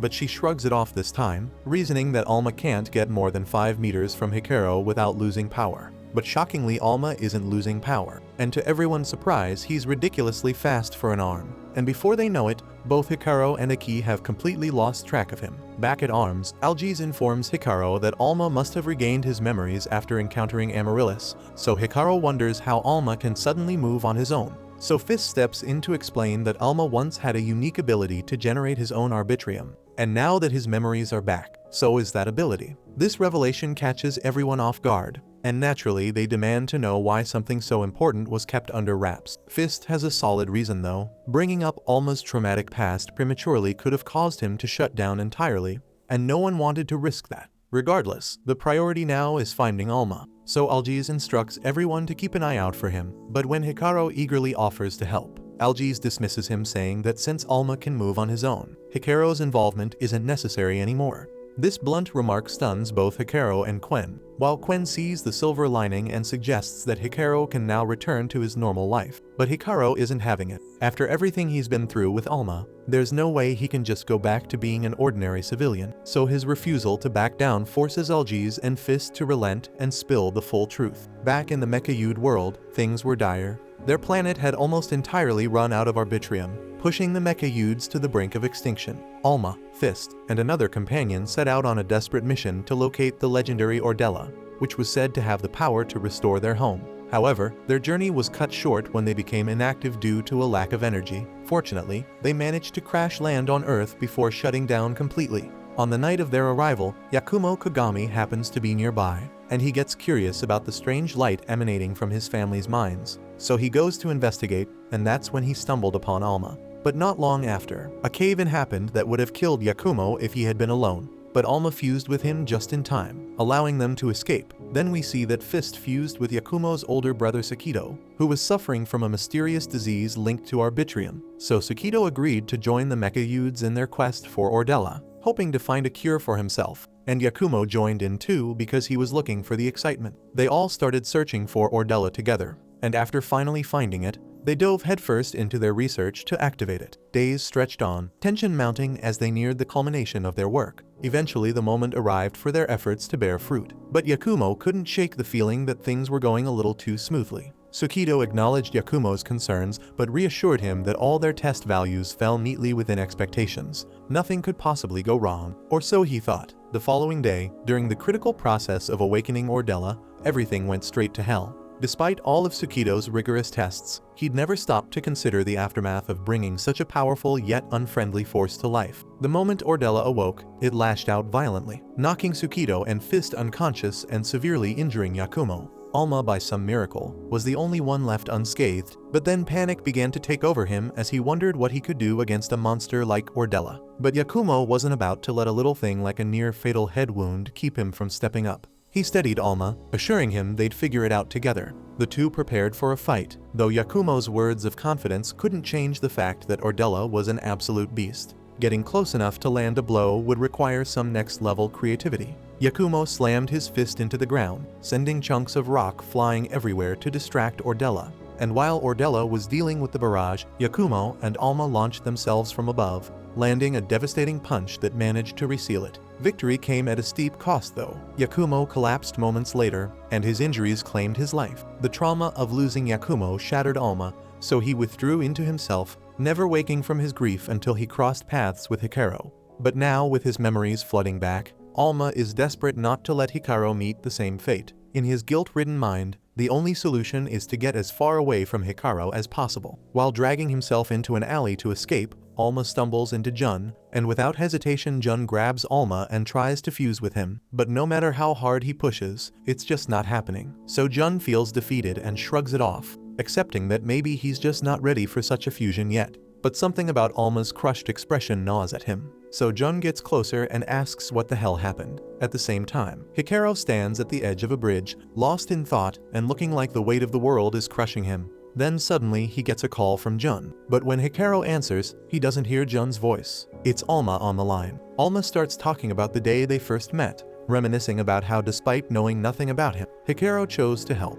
Alma acknowledges Hikaru's incredible kindness, but makes it clear he can't keep relying on it. He insists he's capable of managing on his own now and urges Hikaru to let things go back to how they were before they met, to return to his normal life. Hikaru is utterly confused, so he tries to reason with Alma, but Alma's already made up his mind and he ends the call abruptly. He plans to stick with Jun for a while, but just as Jun steps out of the alleyway, Taodu appears, and he's clearly not here for a friendly chat. Back on the bridge, Hikaru is still spiraling, questioning everything when Iki shows up and bluntly asks if he's found Alma yet. Hikaru, feeling defeated, tells her it's pointless to keep searching because Alma doesn't need him anymore. But before he can finish, Aki punches him square in the face. She immediately apologizes, claiming she tried to hold back, but she couldn't listen to him talk like that. Aki knows Alma is only acting this way because he's tormented by his past. She understands what it's like to carry the crushing weight of guilt, which is exactly why she knows Alma needs someone by his side right now.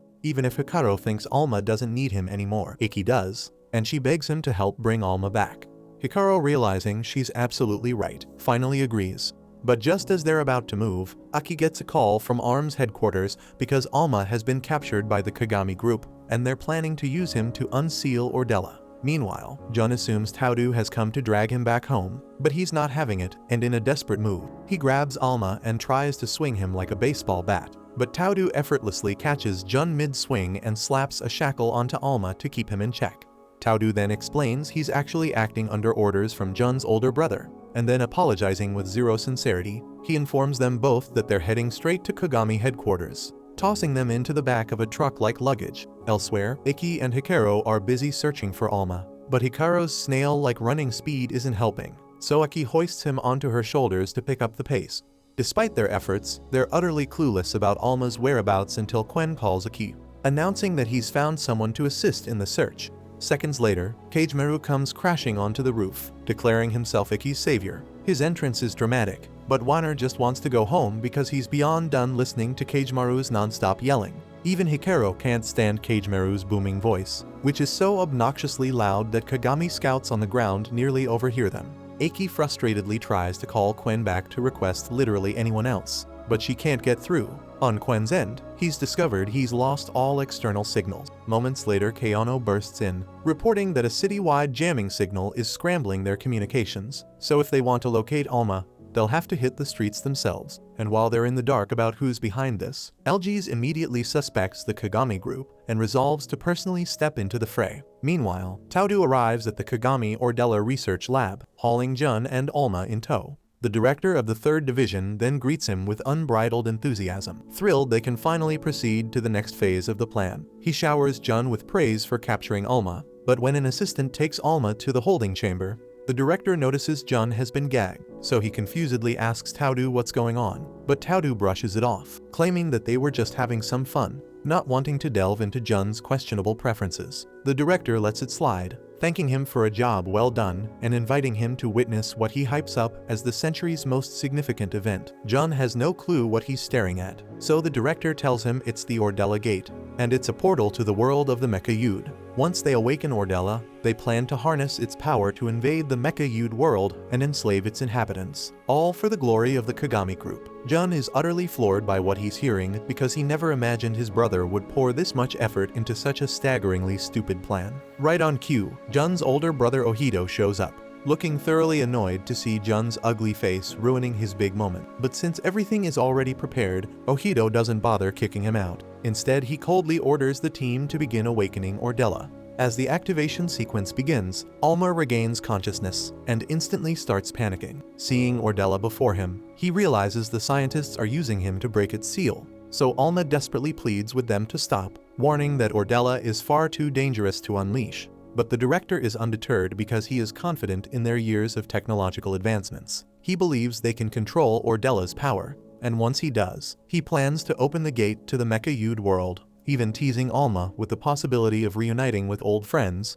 though they'll all be shackled under Kagami's rule. Alma longs to see his homeworld again, but there's a problem, which is that Ordella is not a portal. He can't fully explain it, but he knows for sure that Ordella isn't what the director thinks, so Alma desperately begs him again to stop before it's too late. The director scoffs, convinced Alma is bluffing to buy time, and orders the sequence to continue. As Ordella begins to awaken, the containment field that was designed to keep it under control starts to fail, so Jun realizes this thing might break loose.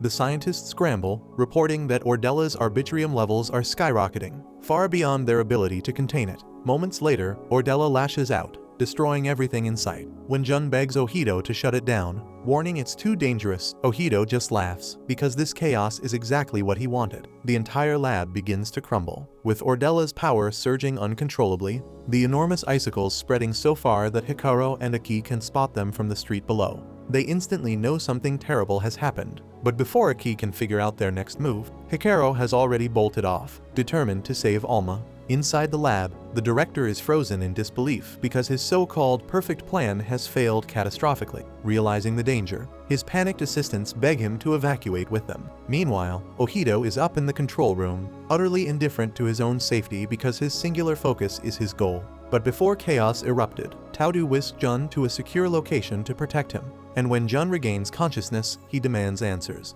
Taodu is willing to spill the truth but warns Jun that he'll need to be ready to act once he hears it. On the roof, the director is moments away from boarding a helicopter with Alma to ensure his own escape. But before liftoff, Hikaru shouts for him to release Alma. The director stops and recognizes Hikaru as Alma's former companion, so Hikaru turns to Aki to tell her to destroy the wreckage. But only then Hikaru realizes that he is alone, and we also see that Aki realizes that too. And with no other choice, Hikaru starts begging the director to not leave and wait for Aki. But the director decides to ignore this idiot entirely and commands everyone to board the helicopter. But out of nowhere, Quen appears to back up Hikaru. Relieved but desperate, Hikaru asks Quen to keep the guards distracted while he searches for Aki. Unfortunately, Quen is just as useless as Hikaru in a fight, leaving him clueless about how to hold them off. Fort then fires her machine gun at him, and by some miracle, Quen miraculously avoids getting hit. Yet he's no match for a mecha user in combat, so if he wants to survive, he'll have to think fast or face certain death. Quen then glances around quickly, and that's when he spots a shackled mecha Yud nearby. Without wasting a moment, he pulls out a device he crafted specifically to undo such restraints and rushes to free the mecha so they can fuse.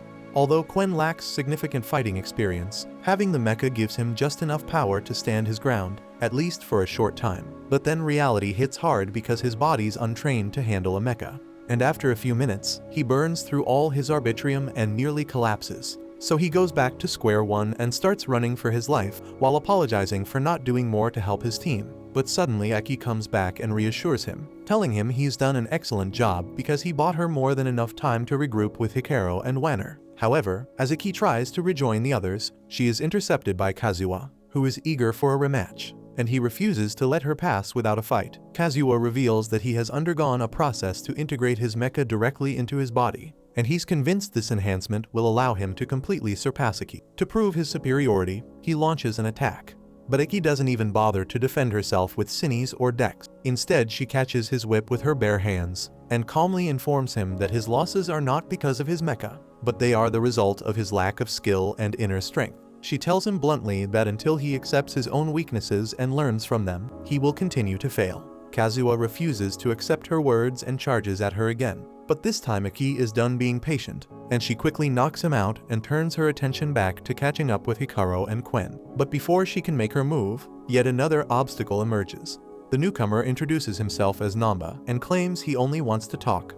Eki, having no time for pleasantries, immediately tries to knock him out, but Namba easily evades her strikes. With a casual demeanor, he explains that he has no real interest in fighting. He's only here because it's his job, and if he doesn't do it, his paycheck will suffer, ruining his carefully planned retirement. He even begs Eki to walk away so he doesn't have to harm a kid. Eki, however, refuses to back down, leaving Namba no choice but to engage her in battle.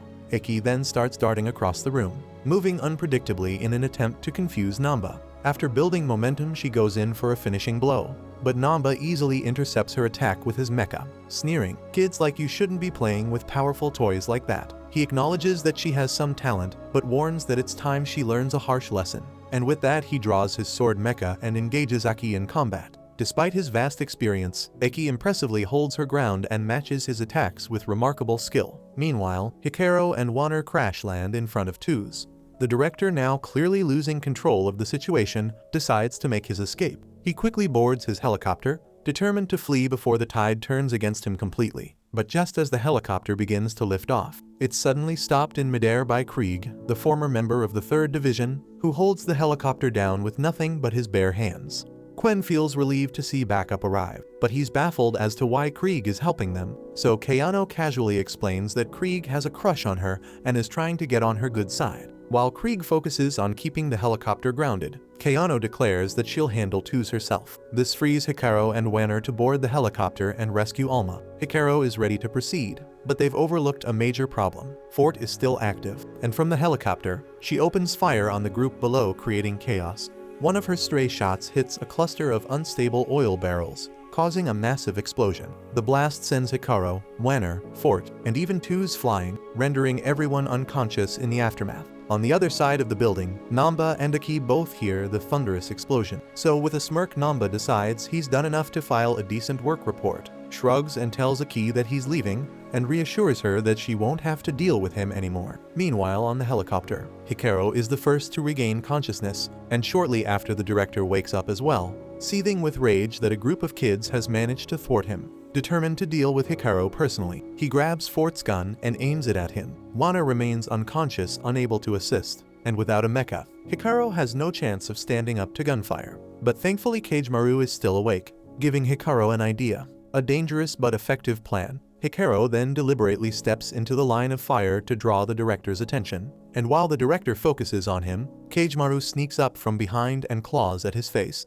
This distraction gives Hikaru the opening he needs to rush to Alma. Although Alma is still unconscious, Hikaru manages to tie him to his arm for support and delivers a powerful punch that knocks the director out cold. A short while later, Alma regains consciousness and finds Hikaru badly injured, so he gets horrified and begins to panic, blaming himself for everything that's happened. And then he insists that Hikaru didn't need to risk himself to save him, because this fight is no longer Hikaru's responsibility. And also, he is the one who awakened Ordella, so it's his burden to bear. Alma then vows to stop Ordella alone to prevent anyone else from getting hurt. The way Yakumo was, he admits Yakumo had sensed something was wrong, but Alma ignored his warnings in his eagerness to reach his goal. That decision cost Yakumo his life, and Alma refuses to let Hikaru suffer the same fate. Hikaru, understanding Alma's guilt over Yakumo's death, offers sympathy but reminds him that they still have a city to save. And despite his injuries, Hikaru forces himself to his feet and insists they need to act fast if they're going to stop Ordella.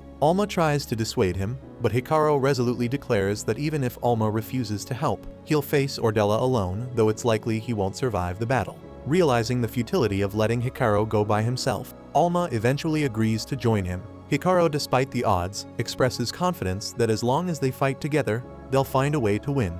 Hikaru and Alma then leap out of the helicopter, aiming directly for Ordella, but it quickly spots them and begins firing lasers while launching ice spears in their direction. The duo tries to smash through the ice, but it's impossibly sturdy, and the constant barrage of lasers gives them no chance to recover or catch their breath. Meanwhile, Quen and Keanu analyze the ice crystals and discover that they're composed of high-density arbitrium, making them unbreakable for both humans and mechas alike. Although the seal on Ordella has been broken, it's still unable to move freely for now, so their best shot at victory lies in using Alma's power to restrain it. And since the rings around Ordella were originally created by Alma, channeling his arbitrium into them should be enough to seal Ordella again. So this means Hikaru and Alma must target the rings around its body, but it won't be easy, as Ordella will see them coming. Alma and Hikaru then prepare themselves and begin flying toward Ordella once more. However, as they approach, arbitrium spikes materialize in their path, growing more numerous and relentless the closer they get. So at this rate, there's no way they'll reach the rings.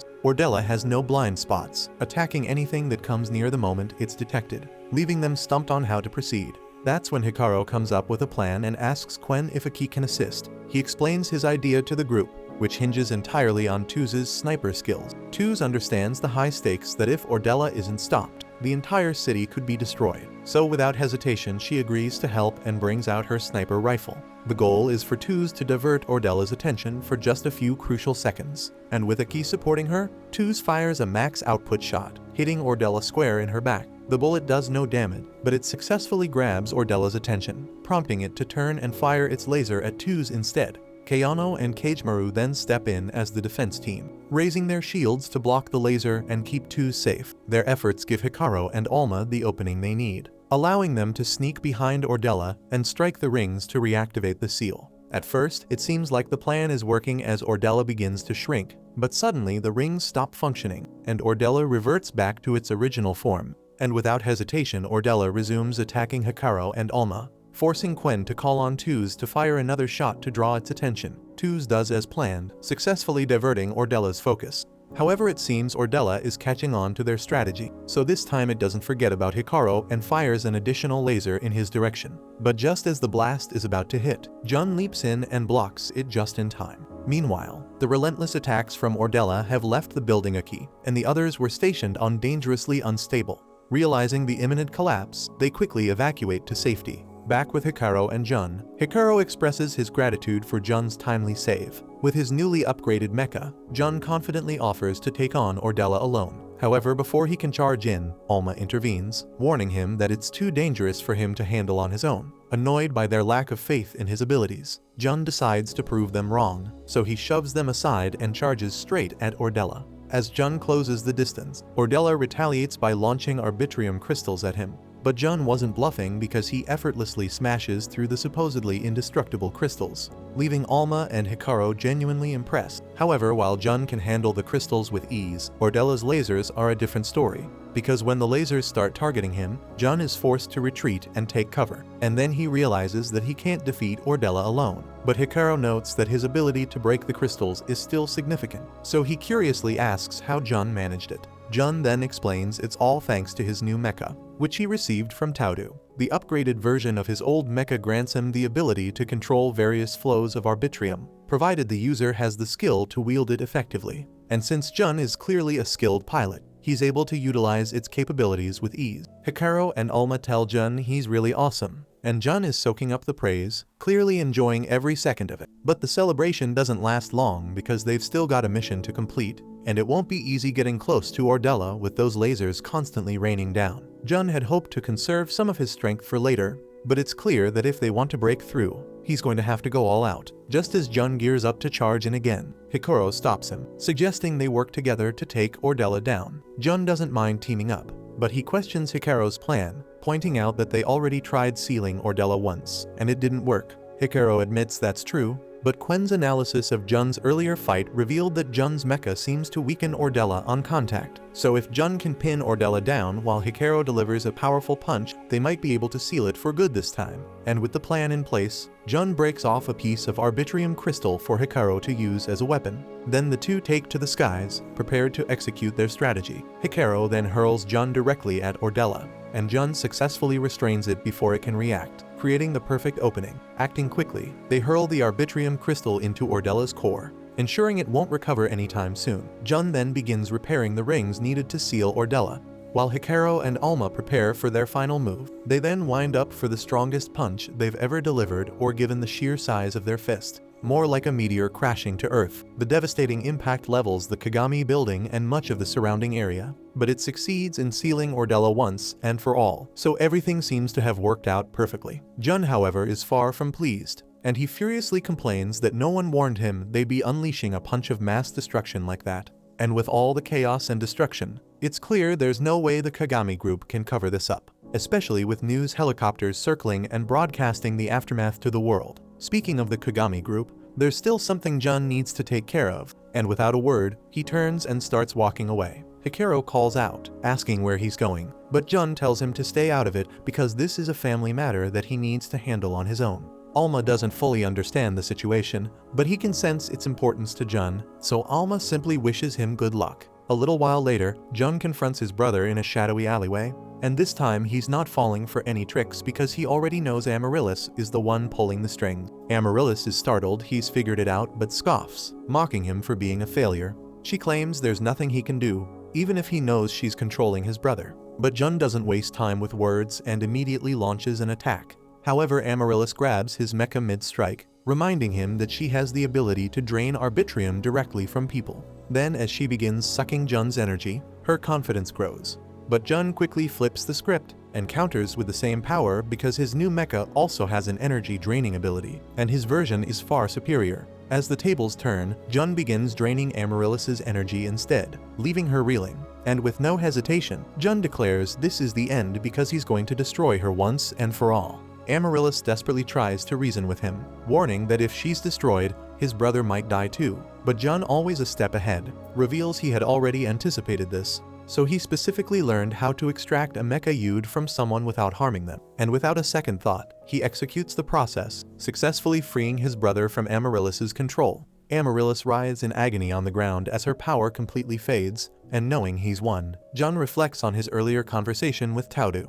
Taudu had initially tried to persuade Jun to take the new mecha and defeat Ordella without fully explaining the details, but Jun wasn't willing to blindly follow orders, so he demanded the complete truth. Taudu, impressed by Jun's assertiveness, realized that Jun was finally ready to take on the challenges ahead and do what needed to be done. Meanwhile, Hikaru and Alma stand atop one of the towering Arbitrium spikes. Despite the widespread destruction throughout the city, it seems like most of the chaos has been resolved. Hikaru had initially planned to stick with Alma only until he regained his memories, but now, Alma asks if Hikaru would stay by his side until he finds a way back to his homeworld. And without hesitation, Hikaru agrees, and the two shake hands to solidify their bond. Down below, however, the situation is far from peaceful. Taudu, battered and badly wounded in the chaos, struggles to deliver an urgent message to the arms team. Slowly, he hobbles over to Quen, who, suspicious of his intentions, calls for backup from Eki. But when Eki arrives, Taudu collapses from exhaustion, so it becomes clear he isn't here to fight. At the same time, Algiz and Fist approach Alma and Hikaru, and now that Alma has regained his memories, he takes the opportunity to properly apologize to Fist for what happened all those years ago. Though he still hasn't fully come to terms with the past, he's determined to move forward with his life. Then Alma asks Algiz and Fist to join forces with him again, but Fist's cold, mean stare makes it clear he's not here for a friendly conversation. Meanwhile, Eki is scaling the towering Arbitrium spikes, carrying a wounded Taudu. As they climb, Taudu warns her that Hikaru is in grave danger. He explains the situation involving Jun's brother and how he was being controlled by Amaryllis. And it was not just Ohido. In fact, Amaryllis had been orchestrating this for generations. Every leader of the Kagami group had fallen under her control, as she moved from one host to another, draining their energy to sustain herself. One day, however, Ohido uncovered the truth, so with a lot of determination, he devised a plan to defeat her before she could take over his body. Knowing he might not survive to see it through, He prepared for the worst, anticipating that Amaryllis would target Jun next. So to protect Jun, Ohido began developing the artificial Mecha Yude, and once complete, it would have the power to overpower Amaryllis and even cure Jun's illness. Ohido entrusted the plan to Taudu, insisting it remains a secret from Jun to ensure his safety. Taudu questioned whether keeping this from Jun was the right decision, arguing that Jun was far more capable than Ohido might realize. However, Ohido believed secrecy was the best course of action at the time. In the present day, Ohido regains consciousness and realizes that Jun has freed him from Amaryllis's control. Overwhelmed with guilt, he apologizes for putting Jun in such danger. But Jun furiously tells him he doesn't care about the risks or the secrets. What bothers him most is how everyone treats him like a child who can't handle himself. And he reminds Ohido that he was more than strong enough to defeat Amaryllis on his own. Hearing this, Ohido begins to understand that Taudu was right, because Jun is far tougher than he ever gave him credit for. Ohido then apologizes again for underestimating him and expresses excitement about what Jun might achieve in the future. However, he warns that their work isn't done yet, so Jun confusedly asks what he means, and Ohido reveals that Amaryllis wasn't the true mastermind behind all of this shit. Back atop the spike, Algiz suddenly shackles Alma, and that shit immobilizes him. Then, in a shocking twist, it's revealed that Algiz was Yakumo all along. Hikaru is in complete disbelief because Yakumo was supposed to have died a long time ago. Fist confirms it, adding with a twisted smirk that Yakumo is indeed dead, but he's been puppeteering his lifeless body for his own sinister goals. Turning to Alma, Fist explains that on the day of the accident, just like Alma and Amaryllis, he evolved and gained the ability to create his own Arbitrium, and he reminds Alma that Ordella was the reason they came to this world in the first place. Alma admits that Ordella might hold the key to saving their people, but if awakening Ordella means the destruction of the human world, he won't do it. Fist waves off Alma's concerns and clarifies that he doesn't plan to awaken Ordella traditionally. Instead, he wants to break the seal and claim its power for himself. For the past 100 years, Fist has been secretly researching how to harness Ordella's energy, confident that with its power, he can evolve all mechas, and once they're evolved, they'll finally be able to create their own Arbitrium. Sure, it sounds like a genius plan at first glance, but Alma knows better than anyone how dangerous Ordella's power truly is.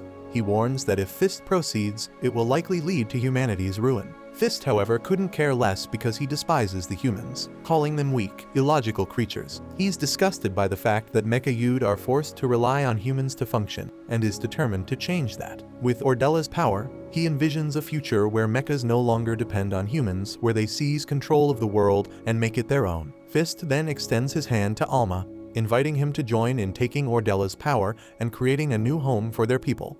Alma, while desperate to save his people, firmly refuses because he won't sacrifice humanity to do it. Fist, visibly disappointed, accuses Alma of being corrupted by human stupidity. But Fist isn't the type to let rejection slow him down, so he uses shackles to bind Alma and forcibly begins infusing with him, determined to break the seal and claim Ordella's power for himself. Fist then starts walking away, but Hikaru refuses to let him go, even though he doesn't have the strength to stop him. Just then, Aki and Jun arrive to warn Hikaru, but it's already too late. Hikaru tells them that Alma has been taken and insists they go after him. However, after barely 5 seconds together, Aki and Jun start arguing over who gets to take Hikaru to rescue Alma. Aki, tired of the bickering, tosses Taudu into Jun's arms and tells him to focus on his injured friend instead. Jun, seeing how bad Taudu looks, asks what happened, so Taudu admits he tried to take on Fist alone and failed miserably. But despite his injuries, he assures Jun he'll be fine on his own. So Jun is relieved and decides to help Hikaru, and the three leap down the giant spike to pursue Fist. On the ground, Fist has already reached the crater where Ordella lies. But before he can break the seal again, Aki, Jun, and Hikaru come crashing down from the sky. Aki accuses Fist of lying to them by pretending to be Algiz, but Fist coolly replies that he hasn't lied about anything. The mission of ARMS has always been to save Mecha Yude by any means necessary, and that hasn't changed. But Jun doesn't care about Fist's motives because he's focused on one thing, and it's getting Alma back. Fist dismisses Jun, claiming it's pointless to fight him because he'll never win.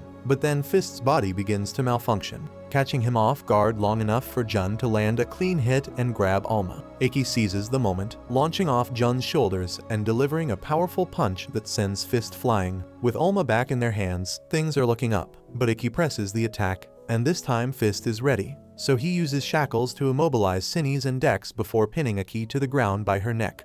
Fist then calls out to a fragment of Amaryllis that survived and was hidden in Jun's jacket. The fragment responds, crawling out and pleading with Fist to grant her more power. And without hesitation, Fist injects Amaryllis with a mysterious serum, something akin to a mecha steroid, which causes her to grow massively in size. Now towering over the battlefield, Amaryllis immediately knocks Iki away. Hikaru wants to stop her, but Jun holds him back, explaining that his mecha is the only one capable of countering Amaryllis naturally. Jun then slams Amaryllis to the ground and quickly moves to attack Fist. However, Fist is already familiar with the tech from Jun's mecha and effortlessly steals it, creating an extra fist on his back. Jun, stunned by what he's seeing, fails to notice Amaryllis sneaking up behind him, and then she pins him to the ground, leaving him helpless. Fist didn't originally plan to kill anyone, but Jun's interference leaves him no choice, so he decides to end Jun once and for all. But just as Jun's fate seems sealed, Hikaru launches a surprise attack on Fist from behind, and while the attack doesn't harm Fist, it distracts him long enough to stop him from killing Jun. But Fist furiously shifts his focus back to Alma and tries ripping him away from Hikaru. He warns Hikaru to let go or risk losing his arm, but Hikaru stubbornly holds on, channeling every ounce of his energy into Alma in a desperate attempt to break free. The sudden surge of energy catches Fist off guard, and it overloads his body, causing his cores to explode. Though he's controlling Yakumo's body, it's still a corpse held together only by machinery to keep it functioning. Realizing his time is running out, Fist grabs Hikaru and drags him into the crater. There he rips Alma off Hikaru's body once again and begins using him to break Ordella's seal. As Alma regains consciousness, he pleads with Fist to stop, but it's too late because the process has already begun. Then an Arbitrium shell forms around Fist as he absorbs Ordella's energy, and he orders Amaryllis to guard him while the power transfer completes.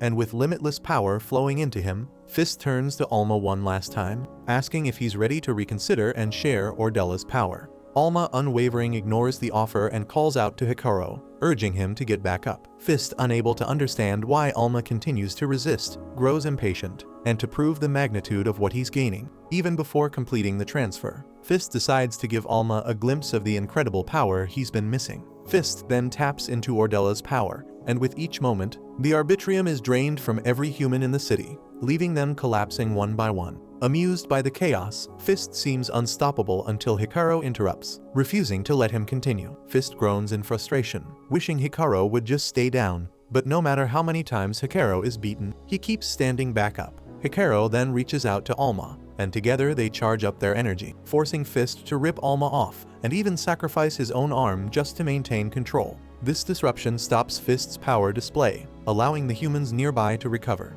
But Fist, now consumed by rage, decides mercy is no longer an option, so he fires a deadly blast at Alma. Alma has no time to react, but Hikaru throws himself in the way, pushing Alma to safety. But that damn heroic move causes him a massive hole in his chest, and it looks freaking bad. Fist furiously at wasting a kill shot on the wrong target, but he doesn't have time for regrets because the Arbitrium shell around him has fully formed, bringing him closer to total assimilation with Ordella. Meanwhile, Amaryllis is feeding on Ordella's infinite energy, growing stronger with every second, and she basks in her newfound power but quickly refocuses when Fist commands her to protect him. Then when Jun and Iki arrive, Amaryllis attacks immediately. Jun manages to block her strikes, but Iki is frozen in horror as she spots Hikaru's lifeless body with a gaping hole in his chest. As chaos unfolds, a sudden cave-in forces Amaryllis to drag the Arbitrium shell onto a nearby skyscraper. Back in the crater, Iki manages to get Jun and Hikaru out just in time, but both are unconscious, and Iki herself is running out of strength. At the arm's base, Kayano analyzes the energy radiating from Fist's shell,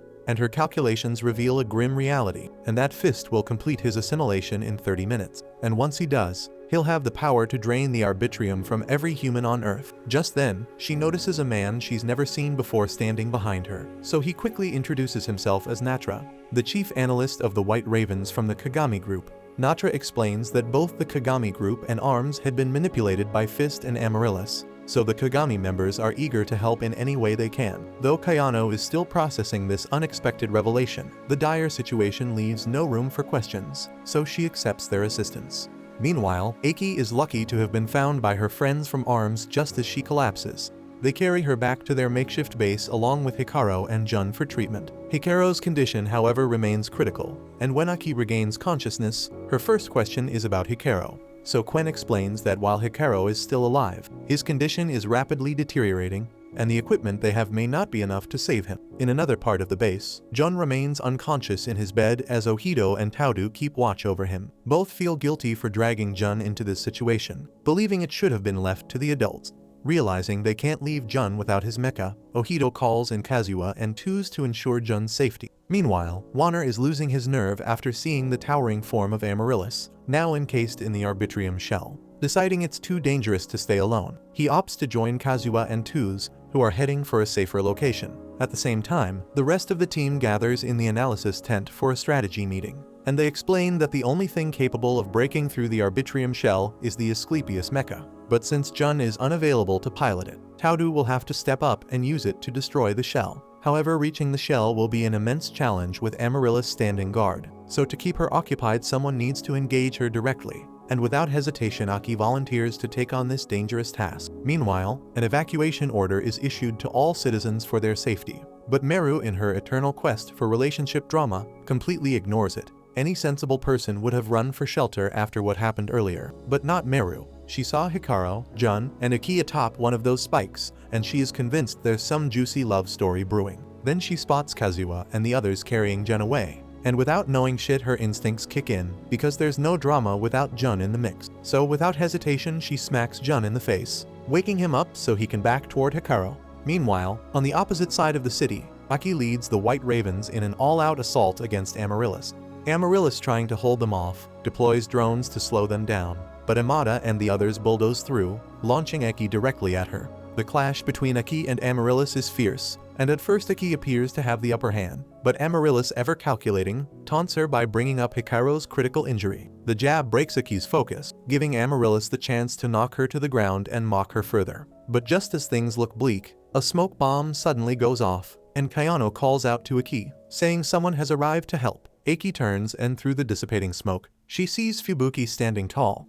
And by the time the smoke clears, the two sisters are side by side with Sinis and Dex, and together their combined strength overwhelms Amaryllis in a single, devastating blow. Now, with Amaryllis defeated, the focus shifts to Taodu, who must break through the Arbitrium shell. But before he can act, their worst fears come true. Fist completes his assimilation, fully merging with Ordella, and at the same moment, we see that Hikaru's heart monitor flatlines.